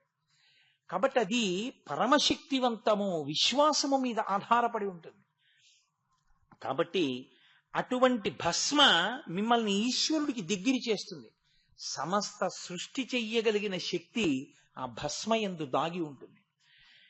ఇంత గొప్పది కాబట్టే దాన్ని తీసుకుని లలాటమనందు పెట్టుకుంటారు. కాదు, పెట్టుకోగా ఏమవుతుందో తెలుసా అండి? మీకు గొప్ప తేజస్సునిచ్చి, మీకు కీర్తినిచ్చి, మీరు సమస్త కోర్కెలు తీర్చుకోగలిగిన శక్తినిచ్చి, వేదం అంగీకరించిన విధంగా కోరిక తీర్చుకుని ఈ కోర్కెలా అనేటటువంటి వైరాగ్యాన్ని ఇచ్చేస్తుంది. అందుకే చూడండి, అన్నీ ఏమవ్వాలి? నల్లగా అయిపోవాలి, కాలిపోతే. కాలిపోయే ముందుండే లక్షణం ఏమిటో తెలుసా అండి? లోపల దాగి ఉన్న దేన్నైనా తోసేస్తుంది.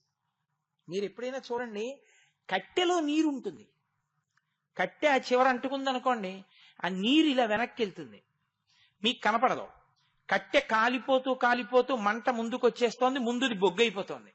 మీరు కట్టెను అలా పొయ్యిలోకి తోస్తున్నారు. ఇప్పుడు లేవు, పూర్వం ఉండేవు పొయ్యిలు. ఆ కట్టె కాలిపోతూ కాలిపోతూ మంట చివరకు వచ్చేసింది. ఇప్పుడు కట్టె చివరి భాగంలో నీరు బుసబుసలాడుతూ బుడగల బుడగల కింద పైకి వస్తుంది. కట్టెలో దాగిన నీటిని బయటికి తోసేస్తుంది. ఇంతకు ముందెవరో ఆ కట్టెకు మేకు కొట్టారు, అందులో ఉంది మేకు. ఆ మేకు పైన నల్లగా చిన్న చుక్కలా కనపడాలి కదా, అది కూడా కనపట్టలేదు. దానికి ఏదో పేడు అడ్డొచ్చేసింది. ఇప్పుడు అగ్నిలో కాలిపోయింది. పేడంతా కాలిపోయిన తర్వాత నల్ల మేకు మాత్రం కాలు అందులో పడిపోతుంది, విడిపోతుంది అంతే. ముందు నల్లపడి తర్వాత ఏమైపోతుందంటే బూదిగా మారిపోయి తెల్లగా అయిపోతుంది. అంటే అన్నీ ఏ తెలుపులోకి వచ్చాయో ఆ తెలుపులోకి కలిసిపోతుంది. ఇంకిప్పుడు బూది ఇంకేమైనా అవుతుందా? ఇంకేం అలదు, అదే శాశ్వతం. కాబట్టి మారి మారి మారి మారి చివరికి మారని స్థితి ఏదో ఆ మారని స్థితి సత్యం. మారి మారి మారి మారి మారే ధర్మాన్ని పట్టుకునేది దేనికి అంటే మారని సత్యాన్ని పట్టుకోవడానికి. ఆ పట్టుకోగలిగిన శక్తి మారుతున్న ధర్మాన్ని పట్టుకొని మారని సత్యంలోకి ప్రవేశించే శక్తి ఈశ్వరానుగ్రహముగా నాకు కలుగుగాక అని అడగడం, భస్మని ధరించడం. అందుకని విభూతి పెట్టుకుంటాడు. కాబట్టి ఆయన భస్మోద్ధూళిత విగ్రహ, ఆయన ఒంటి నిండా భస్మ రాసుకుంటాడు. నీకేమిటి బాధ? ఆయన ఒంటి నిండా భస్మ రాసుకుంటే నిన్ను అనుగ్రహిస్తాడు. అందుకే ఆయన ఉదారుడు. ఉజ్జయినిలో ఏం చేస్తాడో తెలుసా అండి? తెల్లవారుజామున 4-4:30 మధ్యలో అప్పుడే శ్మశానంలో కాలిపోయినటువంటి శవభస్మని కాపాలికులు నల్లటి బట్ట కట్టుకుని తీసుకొస్తారు. తీసుకొస్తే ఆ శవభస్మని ఒక బట్టలో మూట కట్టి ఆ బట్ట ఎత్తి పట్టుకుని కొడతారు. కొడితే శవభస్మతో అభిషేకం చేస్తారు. ఎందుకో తెలుసా? ఆయనకది ప్రీతిని కాదు, నిన్ను కూడా అలా కొద్ది కాలంలో బూది చేసేసేటటువంటి భయంకరమైన అపమృత్యు దోషం నీలో ప్రవేశించి పడగొట్టేయడానికి సిద్ధంగా ఉంటే ఉజ్జయిన్లో మహాకాళుడికి జరిగే శవభస్మాభిషేకం చూస్తే ఈ రోగం పోతుంది అని నమ్ముతారు. ఇప్పటికీ ఎందరో వెళ్ళి మహాకాళుడి యొక్క శవభస్మాభిషేకం చూసొస్తూ ఉంటారు. కాబట్టి పరమేశ్వరుడు అంటే అంతటి మహానుభావుడు, ఆ విభూతి అంత శక్తివంతం. అందుకే ద్రవిడ దేశంలో ఇప్పటికీ ఏం చేస్తారో తెలుసా అండి? ఆడపిల్ల అత్తవారింటికి వెళ్ళేటప్పుడు మనమైతే ఏదో ఒడిగట్టు అని కడతాం, బియ్యం అవిని. వాళ్ళు అలా కాదు, వాళ్ళు అన్నీ కట్టేసి ఆడపిల్ల అత్తవారింటికి వెళ్ళిపోయేటప్పుడు తప్పకుండా అందులో విభూతి వేసి పంపిస్తారు. ఎందుకంటే మహదైశ్వర్యం అదే, అది పట్టుకుని వెళ్ళమని విభూతిని వేసి పంపిస్తారు. అంత గొప్పది విభూతి. సరే, నేను ఆ భస్మ విభూతి అది ఒక్కటే కొన్ని రోజులు చెప్పేటటువంటి విశేషాలు అవన్నీ. కానీ దాని ప్రధాన సారాంశమును మీరు అవధరించురుగాక. భస్మోద్ధూళిత విగ్రహ, అటువంటి మహానుభావుడైనటువంటి పరమేశ్వరుడు లోకమునకు ఒక మహోపకారం చేస్తూ ఉంటాడు. ఆయన చేసే మహోపకారం ఏమిటో తెలుసా అండి? నేను మీతో చెప్పానే ఇప్పుడు. ఆయన భస్మ ధరించేది కేవలంగా మీకు ఆ శక్తిని ఇవ్వడానికి, మీరు కూడా కోర్కెలు తీర్చుకోగలిగినటువంటి పరిపుష్టిని పొంది ఆరోగ్యాన్ని పొంది ధార్మిక మార్గంలో నడిచేటటువంటి అనుగ్రహం ఈశ్వర కటాక్షంగా పొందడానికి. కానీ అదొక్కటే మనుష్య జన్మ ప్రయోజనమా?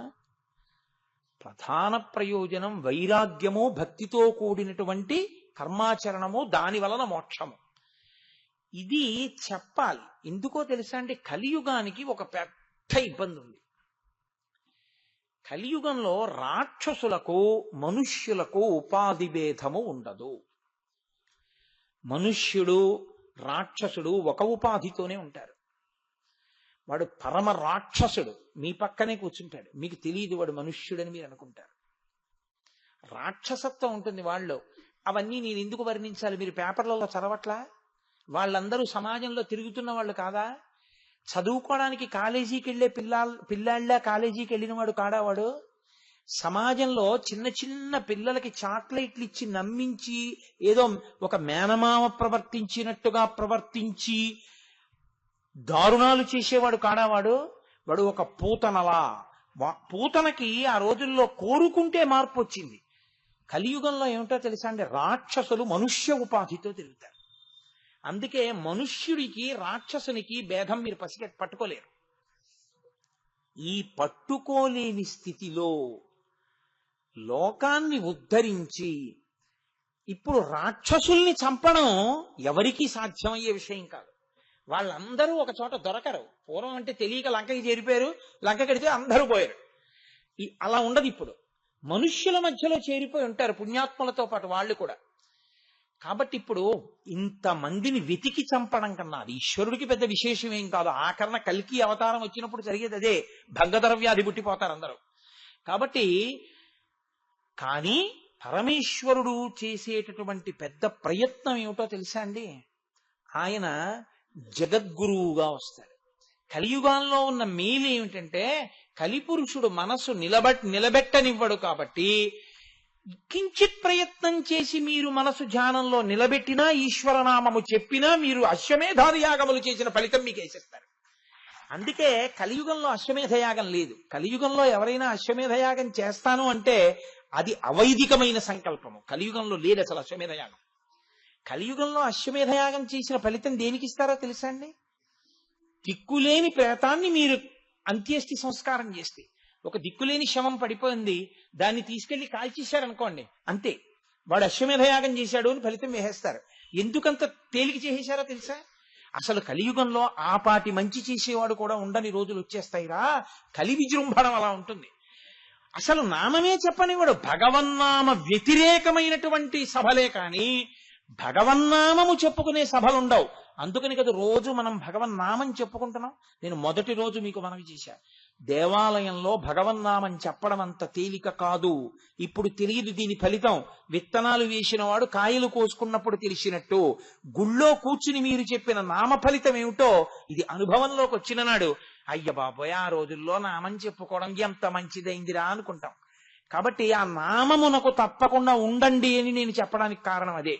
లేకపోతే ఎందుకు చదవడం, నా ప్రసంగం నేను చేసుకెళ్ళిపోతే సరిపోదా? కాదు, అందరూ ఉద్ధరణ పొందడానికి అది అవకాశం. కలియుగంలో ఈశ్వరుడు జగద్గురువు రూపంలో తిరుగుతాడు. అందుకే శంభోర్మూర్తిశ్చరతి భువనే శంకరాచార్య రూప. ఆయన మొట్టమొదటి గురువు లోకంలో శాస్త్రములను భాషింపచేసినవాడు, వేదములు అందించినవాడు, వేద ప్రమాణమును నిలబెట్టినవాడు, మోక్షము అన్న మాట యొక్క యథార్థ స్వరూపమును ఆవిష్కరించినవాడు పరమేశ్వరుడే. అందుకే ఆయన దక్షిణామూర్తిగా కూర్చున్నాడు.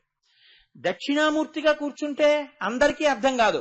ఎందుకని మౌన వ్యాఖ్య ప్రకటిత పరబ్రహ్మతత్వం జుబానం వర్షిష్టాంతే వసదృశగణైరవృతం బ్రహ్మనిష్టై ఆచార్యేంద్రం కరకలిత చిన్ముద్రమానంద రూపం స్వాత్మారామం ముదితవదనం దక్షిణామూర్తి మీదే. ఆయన నోటితో ఏం చెప్పాలా, ఇలా అన్నాడు, అర్థమైంది సనక సనందనాథులకి. కానీ కలియుగంలో అలా కుదరదు. మౌనంగా చెప్తేనే అర్థం కాని రోజులు, ఇంకా మౌనంగా చెప్తే ఏమర్థం అవుతుంది? పైగా గురువు గారు ఎక్కడో పూర్వం అంటే చిత్రం మటతరోర్మూలే వృద్ధా శిష్యా గురుర్యువా గురోస్తు మౌనం వ్యాఖ్యానం శిష్యాస్తు చిన్న సంతయా. ఆయన వటవృక్షం కింద కూర్చుంటే శిష్యులు వెళ్ళారు. ఇప్పుడు కలియుగంలో గురువు గారి దగ్గరికి వెళ్ళాడు, గురువు గారే తిరగాలి. కాబట్టి శంభోర్మూర్తి స్థిరతి భువనే శంకరాచార్య రూప. ఔదార్యంతో ఆయన మెట్టు కిందకొచ్చి ఆయనే ఆసేతు హిమాచల పర్యంతము పాదయాత్ర చేశారు. ఆ చేయడం కూడా ఎలాగా, బ్రహ్మచారిగా ఉన్నారనుకోండి, గురువుగారి మాట కట్టుబడాలి, వెళ్ళి భిక్షాన్నం తీసుకొస్తూ ఉండాలి, పాఠం చదువుకోవాలి తప్ప గురువు గారి అనుమతి లేకుండా ఎక్కడికి వెళ్ళకూడదు.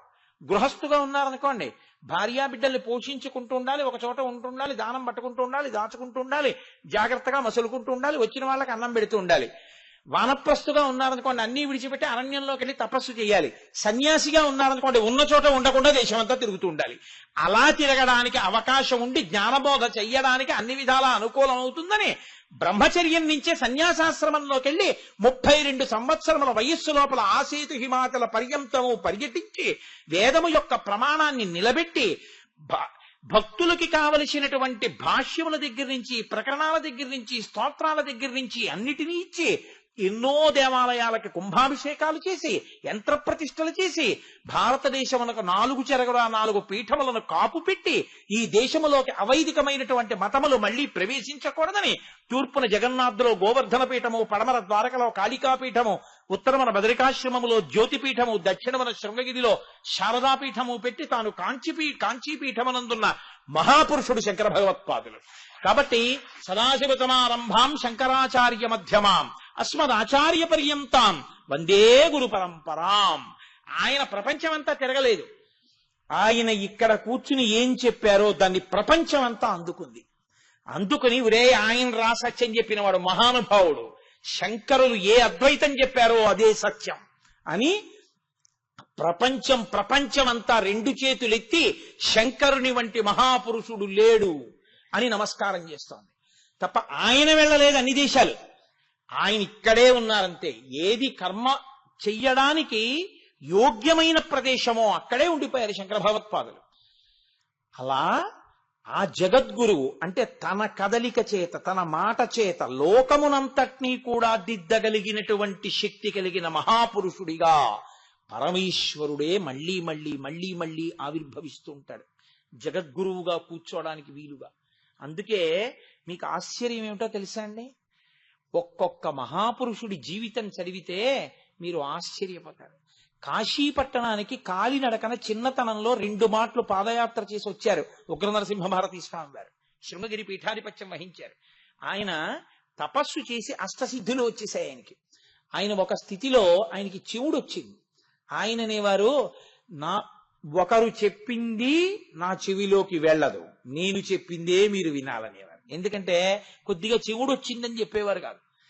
ఆయన అనేవారు, చండీశ్వరానుగ్రహ ప్రసాద లబ్ధుణ్ణి నేను, నాకు చండీశ్వరానుగ్రహం ఉందనేవారు. ఎందుకంటే చండీశ్వరుడు ఎప్పుడు ఇలా కూర్చుంటాడు ధ్యాన నిష్టలో. మనం చెవిటి చండీశ్వరుడు అంటుంటాం కదండి. అందుకని నాకు చండీశ్వరానుగ్రహం ఉంది, నాది నాకు వినబడుతుంది కానీ ఇంకోళ్ళది నాకు వినపడదనేవారు. ఆయన ఒక స్థాయి దాటిపోయిన తర్వాత రోజుకో కాకరకాయ మాత్రమే తినేవారు. కాకరకాయ స్వామి అనేవారు. ఆయన అష్టసిద్ధులు ఆయనకి వశమైపోయాయి. అటువంటి మహాపురుషుడు ఒకసారి ఆయన మధురై వెళ్ళారు. మీనాక్షి అమ్మవారి గుళ్ళోకి వచ్చి పూజ చేస్తా అన్నారు. అంతటి మహాపురుషుడిని అర్చకులు అన్నారు, ఇదే తెలిసి తెలియని తనం, మీరు రాకూడదు, మేం పూజ చేస్తాం, ప్రసాదం తీసుకోండి అన్నారు. ఆయన అన్నారు, ఓహో అంత శక్తివంతులే, 2 కొబ్బరికాయలు తీసుకురండి అన్నారు. ఆ కొబ్బరికాయలు 2 చేతిలో పట్టుకుని కళాకర్షణ చేసేశారు. ఆయన అమ్మవారి శక్తిని అంతటినీ కొబ్బరికాయల్లోకి లాగేసి పీఠానికి వెళ్ళిపోయి ఆ కొబ్బరికాయలు 2 పెట్టేసి పూజ మొదలెట్టారు. మధురైలో మీనాక్షి అమ్మవారి గుళ్ళో ఉన్నటువంటి మూర్తి వెలపోయింది. ఎవరు గుళ్ళోకి వచ్చేవారు కాదు, బయటే కొబ్బరికాయ కొట్టి హారతి వెలిగించి వెళ్ళిపోయేవారు. ఎందుకంటే అమ్మవారు అంత తేజోమయమూర్తి, అంత వెలపోయింది. అర్చకులకు అప్పుడు బుద్ధొచ్చి వాళ్ళు నరసింహభారతీ స్వామి వారు ఉన్నటువంటి విడిదికి వెళ్ళి ఆయన కాళ్ళ మీద పడి, అయ్యా మాది తప్పైపోయింది, అమ్మవారి కళ మళ్ళీ అమ్మవారిలో పెట్టేయండి అంటే ఆయన గుళ్ళోకి వచ్చి ఆ కొబ్బరికాయల్ని పట్టుకుని కళలు మళ్ళీ అమ్మవారిలో పెట్టేశారు. అంతటి మహాపురుషులు పుట్టినటువంటి భూమి జగద్గురువులుగా సనాతన ధర్మంలో పరమేశ్వరుడు మళ్ళీ మళ్ళీ మళ్ళీ మళ్ళీ పుడుతూ ఉంటాడు. అదే పీఠానికి పీఠాధిపత్యం వహించారు అభినవ విద్యాతీర్థస్వామి వారు. ఇప్పుడున్న భారతీ తీర్థస్వామి వారికి గురువు గారు. ఆయన ఎంత నిరుపేద కుటుంబంలో పుట్టారో తెలుసా అండి? అన్నం తినడానికి లేకపోతే వాళ్ళ అమ్మగారిని ఆయన ఒకసారి అడిగారు, నాకు ఉపనయనం చేస్తే అమ్మ భిక్షాటన చేయడానికి అధికారం వస్తుంది, యజ్ఞోపవీతం లేకుండా భిక్షకి వెళ్ళకూడదు, నువ్వు నాకు ఎలాగోలా ఒడుగు చేసేస్తే నేను 4 ఇళ్ల ముందుకెళ్ళి భిక్ష పట్టుకొస్తాను, అది తిందామమ్మా అని అడిగారు ఆయన. అంత నిరుపేద వ్యక్తి, కానీ పుట్టుకతో, అది నేను అన్నది, ఈశ్వరుడు పుడుతూ ఉంటాడు జగద్గురువుగా. వాళ్ళ ఊళ్ళో ఒక నమ్మకం, ఆ ఊరి చివర ఓ చెరువు ఉండేది, ఆ చెరువు దగ్గర దయ్యాలున్నాయి, ఎవరు చీకటి పడితే వెళ్ళేవారు కాదు. ఆయన అన్నారు, ఈశ్వరుడే ఉన్నాడు, దయ్యాలు ఏం లేవు, ఈశ్వరుడు ఉండగా దయ్యాలు రావు, ఎందుకు భయపడతారన్నారు. ఏమిటి ఇన్ని కబుర్లు చెప్తున్నావు, అర్ధరాత్రి నువ్వు వెళ్ళి చెరువులో కాళ్ళు చేతులు మొహం కడుక్కొస్తావా అన్నారు. ఈశ్వరుడు నా వెంట ఉండగా నాకు భయం ఏమిటని అర్ధరాత్రి చిన్న వయస్సులో ఒక్కరే చెరువుకెళ్ళి కాళ్ళు చేతులు మొహం కడుక్కొచ్చారు అభినవ విద్యాతీర్థస్వామి గారు. ఆయన్ని శృంగేరి తీసుకెళ్లి సదాశివ నరసింహ భారతీ స్వామి వారు దగ్గర పెట్టుకుని ఆయనకి విద్యాబోధ చేయిస్తూ గురుకులంలో ఉన్న పిల్లలందరికీ అన్నం సరిగ్గా వండుతున్నారా లేదా అని అడిగారు. అడిగితే అందరూ బాగున్నాయి బాగున్నాయి అనేవారు. ఈయన ఏం అనలేదు. నువ్వేం చెప్పవే అన్నారు.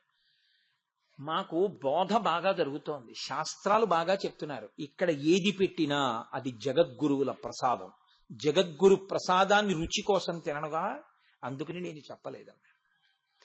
అంతటి మహానుభావుడైన కారణజన్ముడై ఆయన శృంగగిరి పీఠాధిపత్యం వహించారు. శివుడు పుడుతూ ఉంటాడు, ఎక్కడ పుట్టాడు ఎలా వస్తాడు మీకు తెలియదు, కానీ పీఠాధిపత్యం మళ్ళీ ఆ స్థానంలో కూర్చోవాలి, ఎక్కడో ఆయన పుడతాడు మళ్ళీ. ఒకప్పుడు చంద్రశేఖర భారతీ స్వామి వారిగా పుట్టాడు. చంద్రశేఖర భారతీ స్వామి వారి తండ్రి పేరు గోపాలస్వామి వారు, తల్లి గారి పేరు లక్ష్మి గారు. 14 మంది సంతానం, ఒక్క పిల్లాడు బతకలేదు. ఆఖరణ 14వ మాట ఆవిడ కడుపుతో ఉన్నప్పుడు సదాశివ నరసింహ భారతీ స్వామి వారి దగ్గరికి వెళ్ళి ఆవిడ అడిగారు. సచ్చిదానంద శివాభిన నరసింహ భారతీ స్వామి వారు ఆయన్ని వెళ్ళి అడిగారు, అయ్యా నా కడుపున పిల్లాడు బతకట్లేదు, ఏం చేయమంటారని. గోకర్ణం వెళ్ళి దర్శనం చేయమన్నారు. గోకర్ణం వెళ్ళి మహాబలేశ్వర దర్శనం చేశారు. ఆయన దర్శనం చేసుకుని ఇంటికి వచ్చి కొడుకు పుట్టాడు. మా దగ్గర పెంచితే పిల్లలు బతకట్లేదని శృంగగిరి పీఠానికి సంబంధించిన మేనేజర్ గారి ఇంట్లో ఆ పిల్లాన్ని పెంచారు. 14 మంది పిల్లలలో బతికిన ఏకైక కుమారుడు. శృంగగిరి పీఠాధిపత్యంలో ఉన్నటువంటి సచ్చిదానంద శివాభినవ నరసింహ భారతీ స్వామి అంటే సామాన్యులు కారు. కాలటీలో శంకరులు పుట్టిన ప్రదేశాన్ని ఆయన గుర్తించారు. అటువంటి మహాపురుషుడు ఆయన శరీరాన్ని విడిచిపెట్టి సిద్ధి పొందుతూ ఆ పిల్లవాడికి సన్యాసం ఇవ్వండి అని చెప్పి సిద్ధి పొందారు. వెళ్ళి తండ్రి గారిని అడిగారు. ఒక్కడే ఒక్క కొడుకు, పరమపేద కుటుంబం, ఆ పిల్లవాడికి సన్యాసం ఇస్తామని అంటే తండ్రి గారు అన్నాడు సరేనన్నారు. తల్లి గారంది లేక లేక లేక లేక పుట్టిన కొడుకు, నేను ఇవ్వనన్నారు. తల్లి అనుమతి ఉంటే గానీ సన్యాసం ఇవ్వకూడదు బ్రహ్మచారికి. అంటే ఆయన అన్నారు, ఏమి నీకు ఇష్టమై ఇచ్చావా 13 మందిని యమధర్మరాజు గారికి? ఇష్టపడి నన్ను గురువు గారికి ఇవ్వడానికి బెంగ పెట్టుకుంటున్నావే? గురువు గారి కోరికకి వ్యతిరేకంగా నేను గృహస్థాశ్రమంలో బ్రతికే కన్నా నువ్వు అంగీకరించకపోతే నేను సన్యాసిని ఈ దేశంలో ఎక్కడో తిరుగుతాను. నువ్వు అంగీకరించావా నీ కళ్ళ ముందు శృంగగిరికి పీఠాధిపత్యం వహిస్తాను, నీ ఇష్టం అన్నారు. అమ్మగారు ఒప్పుకున్నారు. ఆయన శృంగగిరి పీఠాధిపత్యం వహించారండి. మహాపురుషుడు చంద్రశేఖర భారతి అంటే అయ్య బాబోయ్, ఆయన సాక్షాత్ శివుడు, ఎవరు కాదు. ఆయన ఇలా కూర్చుంటే చంద్రమౌళీశ్వరారాధన చేసి తీర్థం ఇస్తూ ఉంటే ఒక ఆవిడ ఏడుస్తూ వచ్చింది. ఆ లైన్లో నిలబెట్టే వాళ్ళు అన్నారు, ఎందుకమ్మా ఏడుస్తున్నావు అన్నారు. అంటే అయ్యా నా కూతురు మెళ్ళలో వేసిన గొలుసు ఎవరో ఎత్తుకుపోయారు అంది. సరే ఏడవకు పోన్లే, తీర్థం తీసుకుని వెళ్ళిపోన్నారు. ఆవిడ క్యూలో దగ్గరికి వచ్చింది, తీర్థం ఇస్తున్నారు చంద్రశేఖర భారతీ స్వామి. ఆయన అన్నారు ఇవ్వను, అక్కడి నుంచో అన్నారు. ఆవిడ మరీ ఏడ్చింది, నాకు ఉన్న గొలుసు పోగా తీర్థం కూడా ఇవ్వలేదని. క్యూ నడుస్తోంది. అలా అలా అలా అలా ఒక వృద్ధురాలు వచ్చింది. చంద్రశేఖర భారతి ఇలా ఉద్ధరిని పట్టుకుని ఆ చెయ్యి వంక చూసి ఆయన అన్నారు ఇచ్చేసేయి అన్నారు. ఏమిటి ఇచ్చేసేయనంది ఆవిడ. ఏది తీశావో అది ఇచ్చేసేయి. నేనేం తీలేదండి, చేసుకున్న పాపాలు చాలు, ఇంకా మూట కట్టుకోకు అన్నాడు. వెంటనే గమనించి కార్యకర్తలు పక్కకి తీసుకెళ్లి అడిగారు, నేనే దొంగిలించానా పిల్ల మెళ్ళో గొలుసుని ఇచ్చేసి. ఆ గొలుసు తీసుకుని అప్పుడు పిలిచి ఆ పిల్లకి గొలుసు తీర్థం కూడా ఇచ్చన్నారు. ఇంకెప్పుడూ ధర్మాతిక్రమణం చేయకు, చెప్పిన మాట వింటావు కదూ అన్నారు. బుద్ధొచ్చింది, వింటానంది. వెళ్ళిరా. అర్థం కాలేదు కార్యకర్తలకి. ఆవిడ కొంచెం దూరం వెళ్ళాక ఏంటి చెప్పిన మాట వింటావు కదూ, ఇంకెప్పుడు చెప్పిన మాట కాదని రాకు అన్నారేమిటి అని అడిగారు. మా ఆయన నాకు భోజనం పెట్టి వెళ్ళిపోవే అన్నారు. మీ భోజనం రోజు పెడుతున్నాను మీరు తినండి అని వద్దంటున్నా వినకుండా ఇక్కడికి వచ్చాను, గొలుసుపోయి మీ బాధలు పడ్డాను. భర్త మాట అతిక్రమించి తీర్థం తీసుకోవడం అది కాదు, భర్త మాట ఔదుల దాల్చడం నేర్చుకో, కాదని రాకు అని నాకు పాఠం చెప్పారండి ఆవిడ. ఇవన్నీ ఆయన వెళ్ళి కనుక్కొచ్చారా? ఇవాల్టి రోజుల్లో ఆ మంత్రాలు ఏమిటండి అంటాం. నువ్వు చేస్తే తెలుస్తుంది ఆ శక్తి ఏమిటో. ఒక ఆయన కోర్టులో పనిచేసేవాడు చంద్రశేఖర భారతీ స్వామి వారి రోజుల్లో. ఆయన వాచాలత్వం పాపం చాలా బాగా పనిచేస్తాడు. కానీ ఆఫీసర్ గారి దగ్గరికి వెళ్ళి ఆ ఫైల్ పెట్టి ఏదో పనికి మాలిన మాట అంటుండేవాడు. ఆయన కక్ష పెట్టుకుని సస్పెండ్ చేసి పారేశాడు. ఆయన ఇంటికి వచ్చి అన్నాడు, నా నాలుక మీద శనీశ్వరుడు ఉన్నాడే, నాకు ఇంతేను, నేను ఎంత పని చేసినా నాకు రేణింపుకు రాదన్నాడు. ఆవిడంది, ఇక్కడే దగ్గరలో చంద్రశేఖర భారతీ స్వామి వారు విడిది చేసి ఉన్నారు, మీరు వెళ్ళి ఒకసారి కలవకూడదా అంది. అంటే ఆయన వెళ్ళి అడిగాడు చంద్రశేఖర భారతీ స్వామి వారిని, నా నాలుక మీద శనీశ్వరుడు ఉన్నాడు, ఎలా నాకేదీ కలిసి రావట్లేదు. ఆయన అన్నారు, నేను మంత్రం చెప్తాను చేస్తావా అన్నారు. చేస్తానన్నారు. 15 రోజులు ఎలాగో సస్పెండ్ చేశారుగా, ఆఫీసు లేదుగా, ఇంట్లో కూర్చుని చెయ్యి అని మంత్రం ఇచ్చారు. అతను 15 రోజులు మంత్రం చేశాడు. 15వ రోజున ఏమైందో తెలుసా అండి? ఇతను ఏ మున్సిఫ్ కోర్టులో పనిచేస్తాడో ఆ కోర్టుని ఇన్స్పెక్ట్ చేయడానికి డిస్ట్రిక్ట్ జడ్జి వచ్చారు. వచ్చి ఆయన ఇతను వ్రాసిన ఫైల్స్ చూసి, ఇంత బాగా రాశాడు, ఎవరు ఇతను పిలవండి అన్నారు.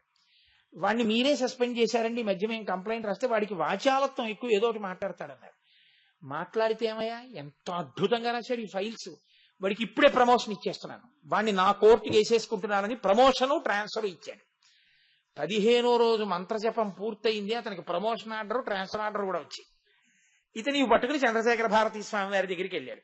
స్వామి, మంత్రం ఫలించింది, నాకు డిస్ట్రిక్ట్ కోర్టుకి వేశారు, ఇక నేను మానేయచ్చా అన్నాడు. నీ నాలుక మీద శనీశ్వరుడు పోయాడా అన్నారు. అనుమానమేను సుమండి అన్నాడు. అయితే జపం చేస్తూ ఉండన్నాడు. అతని జీవితంలో ఎంత వృద్ధిలోకి వచ్చాడు.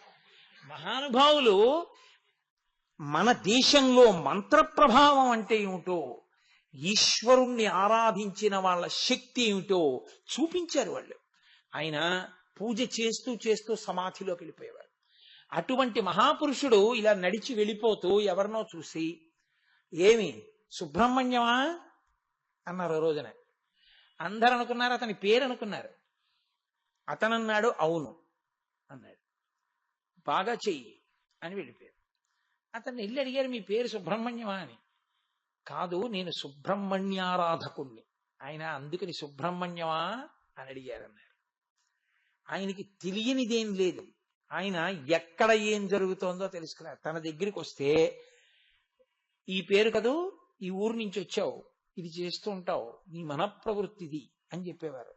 తన దగ్గరికి వచ్చి ఒకడు చంద్రశేఖర భారతీ స్వామి వారి దగ్గరికి వచ్చి, అయ్యా నాకు మీరు ఏదైనా ఉపదేశం చెయ్యాలన్నాడు. ఆయన ఎర్రగా చూసి అన్నారు, నీ కర్తవ్యం నువ్వు చేస్తున్నావా, నీ ధర్మం నువ్వు చేస్తున్నావా, నిజం చెప్పు అన్నాడు. అంటే అతను కళ్ళమ్మని నీళ్లు పెట్టుకుని, నేను చెయ్యవలసింది చేస్తున్నానండి, వాళ్లే నాకు కలిసి రావట్లేదు. వెంటనే చంద్రశేఖర భారతి అన్నారు, అది అధర్మం. వాళ్ళు కలిసి రాకపోతే వాళ్ళు ధర్మం తప్పినట్టు, కానీ వాళ్ళ ధర్మం దిద్దడం నీ ధర్మం కాదు. నీ ధర్మం వాళ్ళని చూడడం, వాళ్ళని సరిగ్గా చూసి నువ్వు రా, అప్పుడు ఇస్తాను, వెళ్ళు అన్నారు. ఎవ్వరికీ అర్థం కాలేదు ఆ సంభాషణ. అతను వచ్చాక అడిగారు, ఏమైందండి, ఏమిటి చెప్పారని. నేను మా అమ్మగారిని నాన్నగారిని నన్ను వాళ్ళు ప్రేమగా చూడటం లేదండి, నేను వాళ్ళని చూడటం లేదండి, అది స్వామి ఎలా తెలిసిందో నన్ను నిలదీశారు. నీ తండ్రి గారు నిన్ను ప్రేమగా చూశాడా లేదా నీకు అనవసరం, ఎందుకు చూడ తండ్రి, చూడడం ఆయన ధర్మం. ఒకవేళ ఆయన ఆ ధర్మం చేయకపోతే ఆయనది తప్పు, నీ ధర్మం నువ్వు ఎందుకు మాంతావు, నువ్వు ప్రేమగా చూడు, నీ ధర్మం నీది, నీ ధర్మంలో నువ్వు నిలబడు, ఆ తర్వాత నువ్వు నా దగ్గరికి రా, మంత్రం ఇస్తాను. అది చంద్రశేఖర భారతి అంటే. ఎంత వైరాగ్యం అంటే ఆయనకి, ఆయన ఉన్మాదంలో శ్లోకాలు చెప్పినవి ఆయనకి గుర్తుండేవి కావు, ఆయన శిష్యులు రాసుకుని చెప్పేవారు. మళ్ళీ ఆయన కాలభైరవుడు గుడి దగ్గర నిల్చుని ఈ ఒంటిని కొట్టేసుకునేవారు, అంత వైరాగ్యం. ఆయన వైరాగ్యంలో శ్లోకం చెప్తూ ఈ శరీరాన్ని కుక్కలు ఈడ్చుకుని వెడతాయని శ్లోకాలు చెప్తుంటే నిజంగా ఓ శవాన్ని ఈడ్చుకొచ్చింది కుక్క. అంత వైరాగ్య సంపత్తి ఉన్నవారు. ఆయనకి శరీరంలో ఉండలేక గురువుల యొక్క అధిష్టానాలకి ప్రదక్షిణాలు చేసి మహాలయపక్ష అమావాస్య నాడు తన శరీరాన్ని ముద్రతో చిన్ముద్ర పట్టి తుంగానది నీటి మీద కూర్చుని వెళ్ళిపోతూ శరీరం విడిచిపెట్టారు. అంతటి మహాపురుషుడు చంద్రశేఖర భారతి అంటే. అంత పేద కుటుంబంలో పుట్టినట్టుగా ఉంటారు. సదాశివుడు అవతరించాడు. చంద్రశేఖరేంద్ర సరస్వతి కంచి. అసలు మా స్వామి గురించి మొదలు పెడితే ఇవాళ శివరాత్రి, 13 ఏళ్ల పిల్లాడు, సన్యాసం కోరుకోలేదు. పిన్నిగారు అబ్బాయి మహాదేవేంద్ర సరస్వతి సన్యాసం తీసుకున్నాడు. ఒక్కడే కొడుకు పిన్నిగారికి. అయ్యో సన్యాసి అయిపోయాడని చెప్పి ఆవిడ బాధపడుతుంటే చూద్దామని మహాలక్ష్మమ్మ గారు కూడా వచ్చారు, చంద్రశేఖరేంద్ర సరస్వతి స్వామి వారి తల్లి గారు. వాళ్ళతో ఈ పిల్లాడు వచ్చాడు. వచ్చి కుమార కోష్టంలో స్నానం చేశారు. కంచికామకోటి పీఠం జట్కా బండి వచ్చి నువ్వు ముందు ఎక్కువ అని తీసుకుపోతున్నాడు. తీసుకుపోతూ అతను అన్నాడు, మీ అన్నయ్యని చూద్దామని వచ్చారు, సన్యాసం తీసుకున్నాడని. మీ అన్నయ్య వాళ్ళ గురువు గారికి మసూచికం వస్తే సేవ చేసి ఈయనకి మసూచికం వచ్చి ఇద్దరూ చనిపోయారు. ఇద్దరూ శరీరం వదిలిపెట్టేశారు, సిద్ధి పొందారు. కంచికామకోటి పీఠానికి పీఠాధిపతి లేరు. నిన్ను పీఠాధిపతిని చేస్తున్నారు, మీరే పీఠాధిపతి, కాబట్టి ఇంకా మీరు వెనక్కి వెళ్ళరన్నారు. 13 ఏళ్ల పిల్లాడికి తల మీద పిడుగుపడ్డట్టయింది. అతను జట్కా బండిలో పరమాచార్య వ్రాసుకున్నారు. 13 ఏళ్ల పిల్లాడు అమ్మ పెట్టిన చద్దెన్నం గుర్తొచ్చి నాకు సన్యాసం ఏమిటి, నాకు పీఠాధిపత్యం ఏమిటి, నేను చంద్రమౌళీశ్వరారాధన ఏమిటి అని బెంగ పెట్టుకుని బండిలో బోర్లా పడుకుని రామా రామా రామా రామా అని ఏడుస్తూ కలవై వెళ్ళారు. ఇప్పటికీ ఆయన సన్యాసం తీసుకున్న రాయి ఉంది. ఆ రాతి మీద నిలబడి స్నానం చేయించి యజ్ఞోపవీతం తీసేసి శిఖ తీసేసి సన్యాసం ఇచ్చేశారు. ఇద్దరు గురువులకి మహానుభావుడు ఆ శరీరం పడిపోయిన తరువాత జరగవలసిన కార్యాన్ని జరిపించి ఆ కలవైలోనే పాక వేసు కూర్చుని తపస్సు చేశారు. 13వ ఏట సన్యసించిన వారు 87 సంవత్సరములు చాతుర్మాస్యం చేశారు. శంకర భగవత్పాదులలాగే ఆసేతు హిమాచల పర్యంతం పాదచారి అయి తిరిగారు. ఆఖరికి ఆయన రామేశ్వరం వెడుతుంటే సముద్రం మించి వెళ్ళవలసి వచ్చింది. అయ్యా, రైల్ బ్రిడ్జ్ ఒకటే ఉంది, మీరు ఆ స్లీపర్స్ మీద కాళ్ళు వేసి వెడుతుంటే కింద సముద్ర ఘోష, కాలు జారిపోతుంది, మీరు సత్యదండం పట్టుకు నడవాలి. ఆ రోజుల్లో లోకోమోటివ్ ఇంజిన్స్, ఆ నూనె అంతా పడుతుంది, వద్దు రైలు ఎక్కండి అంటే సన్యాసి వాహనం ఎక్కకూడదు, నేను ఎక్కనన్నారు. ఎక్కనని సత్యదండం పట్టుకుని ఆ సముద్ర ఘోషలో బ్రిటిష్ గవర్నమెంట్ ఆ రోజుల్లో రైళ్లు ఆపిందండి. ఆయన స్లీపర్స్ మీద కాళ్ళేస్తూ రామేశ్వరం వెళ్లి అభిషేకం చేసి వచ్చారు. అంతటి మహానుభావుడు, అంతటి ధార్మిక నిష్ఠ. ఆయన 95వ సంవత్సరం వయస్సులో చెన్నై నుంచి ఆయన నడిచి వెళ్ళవలసి వస్తే ఇక శరీరం అంత నడవడానికి అనుమతించకపోతే సన్యాసి వాహనం ఎక్కకూడదని ముందు గుర్రబండి వెడుతుంటే ఆ గుర్రబండిని చేత్తో పట్టుకుని ఆయన నడిచి వెడుతుంటే పెరియవర్లు వస్తున్నారని తమిళ దేశంలో అట్నుంచి వచ్చే బస్సులన్నీ రోడ్డుకి 2 పక్కల స్వచ్ఛందంగా ఆగిపోయేవి. అన్ని వాహనాలు ఆగిపోయి ఆయన జట్కా బండి పట్టుకుని నడిచి వెళ్ళిపోతుంటే అందరూ చెప్పులిప్పేసి రోడ్డుకి 2 పక్కల సాగిల పడిపోయి ప్రణిపాతం చేస్తుండగా ఆయన గుర్రబండి పట్టుకుని నడిచి వెళ్ళారు తప్ప జీవితంలో వాహనం ఎక్కలేదు. ఆయన సన్యాసము, ఆయన ప్రచారం చూసి సనాతన ధర్మానికి చెందకపోయినా సరే బౌద్ధ మతానికి అధిపతి అయిన దలైలామా ఈ శతాబ్దపు నిజమైన సన్యాసి చంద్రశేఖరేంద్ర సరస్వతి అని కితాబునిచ్చారు. అంతటి మహాపురుషుడై చిట్ట చివర కలవైకి ఒక నమస్కారం, కన్న తల్లికి ఒక నమస్కారం చేసి శరీరాన్ని విడిచిపెట్టారు. అంతటి మహాపురుషులు ఒక్కొక్కరు స్థానం ఖాళీ అయిందనేటప్పటికీ మళ్ళీ పరమేశ్వరుడు ఇంకో ఇంట పుడుతూ ఉంటాడు. ఇప్పుడు శృంగగిరికి పీఠాధిపత్యం వహిస్తున్నటువంటి భారతీ తీర్థస్వామి వాళ్ళ తండ్రి గారు సంవత్సరం పాటు పరమేశ్వరుడికి మహన్యాసపూర్వక రుద్రాభిషేకం చేశారు కొడుకు కోసం. ఆ తర్వాత పల్లెటూరు విడిచిపెట్టి మచిలీపట్నం వెళ్ళిపోయి ప్రతి సంవత్సరం శ్రీరామనవమి ఉత్సవాలు చేశారు. ఆయన భార్య గారు అనంత లక్ష్మమ్మ గారని నాకు జ్ఞాపకం. అనంత లక్ష్మమ్మ గారు ఆంజనేయ స్వామికి మొక్కుకున్నారు. ఆయన నాకు కొడుకు పుడితే సీతారామ అని కలుపుతానన్నారు, ఆవిడ ఆంజనేయ అని కూడా కలుపుతానన్నారు. ఆవిడకి గర్భం వచ్చింది. ఆవిడికి ఇక ప్రసవం అవుతుందనగా ఆవిడ పడుకుని ఉంటే ఆంజనేయ స్వామి కలలో 3 పళ్ళు పట్టుకుని వచ్చి ఇస్తున్నట్టుగా కల వచ్చింది. ఆవిడ ఎందరికో చెప్పారు, 3 పళ్లతో ఆంజనేయ స్వామి కనబడ్డారు, అర్థం ఏమిటని. ఆ రోజు ఆవిడికి తెలియలేదు 3 జన్మలు ఒక జన్మలో అనుభవించే కొడుకు పుడుతున్నాడని. పుడుతూ ఒక జన్మ ద్విజుడు, ఉపనయనం చేసినప్పుడు ఒక జన్మ, సన్యాస దీక్ష ఒక జన్మ, 3 జన్మలెత్తే కొడుకు పుట్టాడు. జాగ్రత్త స్వప్న సుషుప్తి దాటి తురియంలో నిలబడే కొడుకు పుట్టాడు.